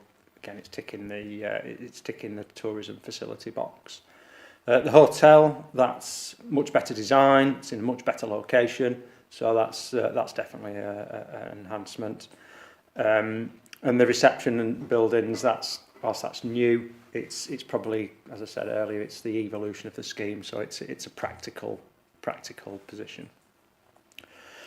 So the other issues we've got, one of the main ones is an ecology issue. There's no ecology issues that are not addressed on site. There's this large biodiversity enhancement area as mitigation, which is something that deals with the majority of the ecology issues. There is an outstanding position with Natural England, who are concerned about recreational disturbance. So that's people coming to the site and then disturbing the wildlife that would be using the wider countryside. Natural England previously accepted this development, but they're currently expressing some reservations about how that's been changed through the scheme that's come forward. That's partly due to there being less space on site because there's the water bodies rather than the copses of trees, and because the leisure hub is bigger, it's pushed some of the lodges into other areas that were previously open. So that's something there's ongoing dialogue with, and that's perhaps the main reason that the application is delegated to, or the recommendation is to delegate it to officers so that we can resolve that once those issues are dealt with. The access to the site, same as before, Windy Harbour Road provides the access. There's an access to both sides. There's no issues with that, no issues with the capacity. Obviously the bypass is now finished, so there's a slight change there compared to a few years back. But in access, network capacity, visibility, all those things, that's fine. Parking levels, that's changed, so that's allowed the parking to be better separated around the site. It's not in one big intensive car park. It's all now sat next to the buildings where it will be used, so I think that's better. The phasing, it's just been updated to reflect the different buildings that are now involved. They had some, at the time of writing the report, there was some ongoing drainage consultations to come in. They've now come in and there's no objections to the drainage. So the recommendation to you today is to delegate it to officers for 4 things to be done. One is this ecology matter to be resolved. A second is that the views of the Environment Agency are received and considered. They're in the late observations paper. We have now had them and they have no objections on drainage. They've got some queries with a landfill site. The site used to be used for landfill under a permit from them. So that's something that just needs to be clarified a little further to be resolved. United Utilities don't object to the scheme. There is a water main that runs through the site, runs parallel to Blackpool Road, Garstang Road, sorry. So there's just concerns about how that will be protected during development, but the location of it's known. So and the lodges and everything avoids it. So that's fairly straightforward. And then there's a list of conditions to draft. Because it's a Section 73, they will follow on from the previous planning permission, but because of these few outstanding issues, they haven't all been just topped and tailed just yet. So that's where we are with that. So that's the recommendation, that we delegate it for those reasons as the agenda papers. Okay. Thank you very much. Questions? We have Councillor Nixon. Councillor Nixon and then Councillor Settle. Thank you, Chair. Thank you, Andrew. When this came to committee initially, I was in full support of it. I go on that site quite regularly. I have relatives that visit and use the site regularly. It's a lovely provision to have. It's not in your face. It's not on. You can't see a lot of it from the road unless you drive down the lane towards it. There's nothing about it that I can see objecting to. I like the idea of having the water feature. I quite like that as part of it's next to a river. You're going to get birds that use the river and possibly land. Okay, I can see where the EA are coming from, right? People disturbing them, but a bird will just fly away. I don't think they'll nest in that area. They'll probably just fly away and go onto the river. The golf course, everything about it screams a nice tourist destination. So I'm happy to support the application. Thank you. Thank you. Councillor Settle. Thank you, Chairman. I agree with that. I think it's an excellent proposal now. It's actually much enhanced from the original proposal, particularly with as you mentioned, the hotel being away from the main road now. But also it had a predominance of being accommodation mainly for golfers by the looks of it.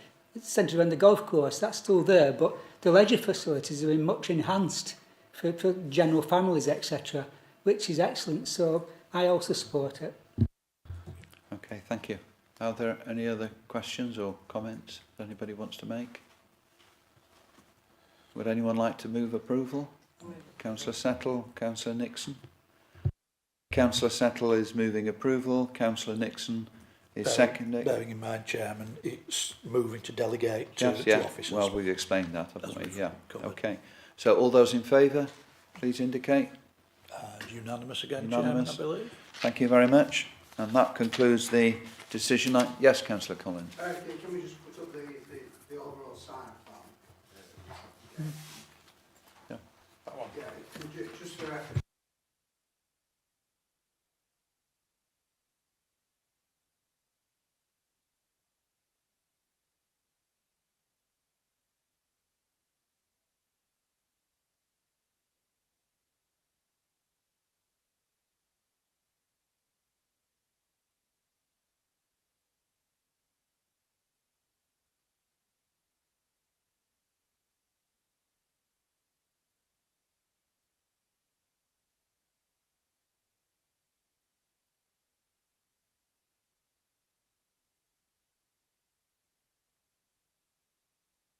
Thank you.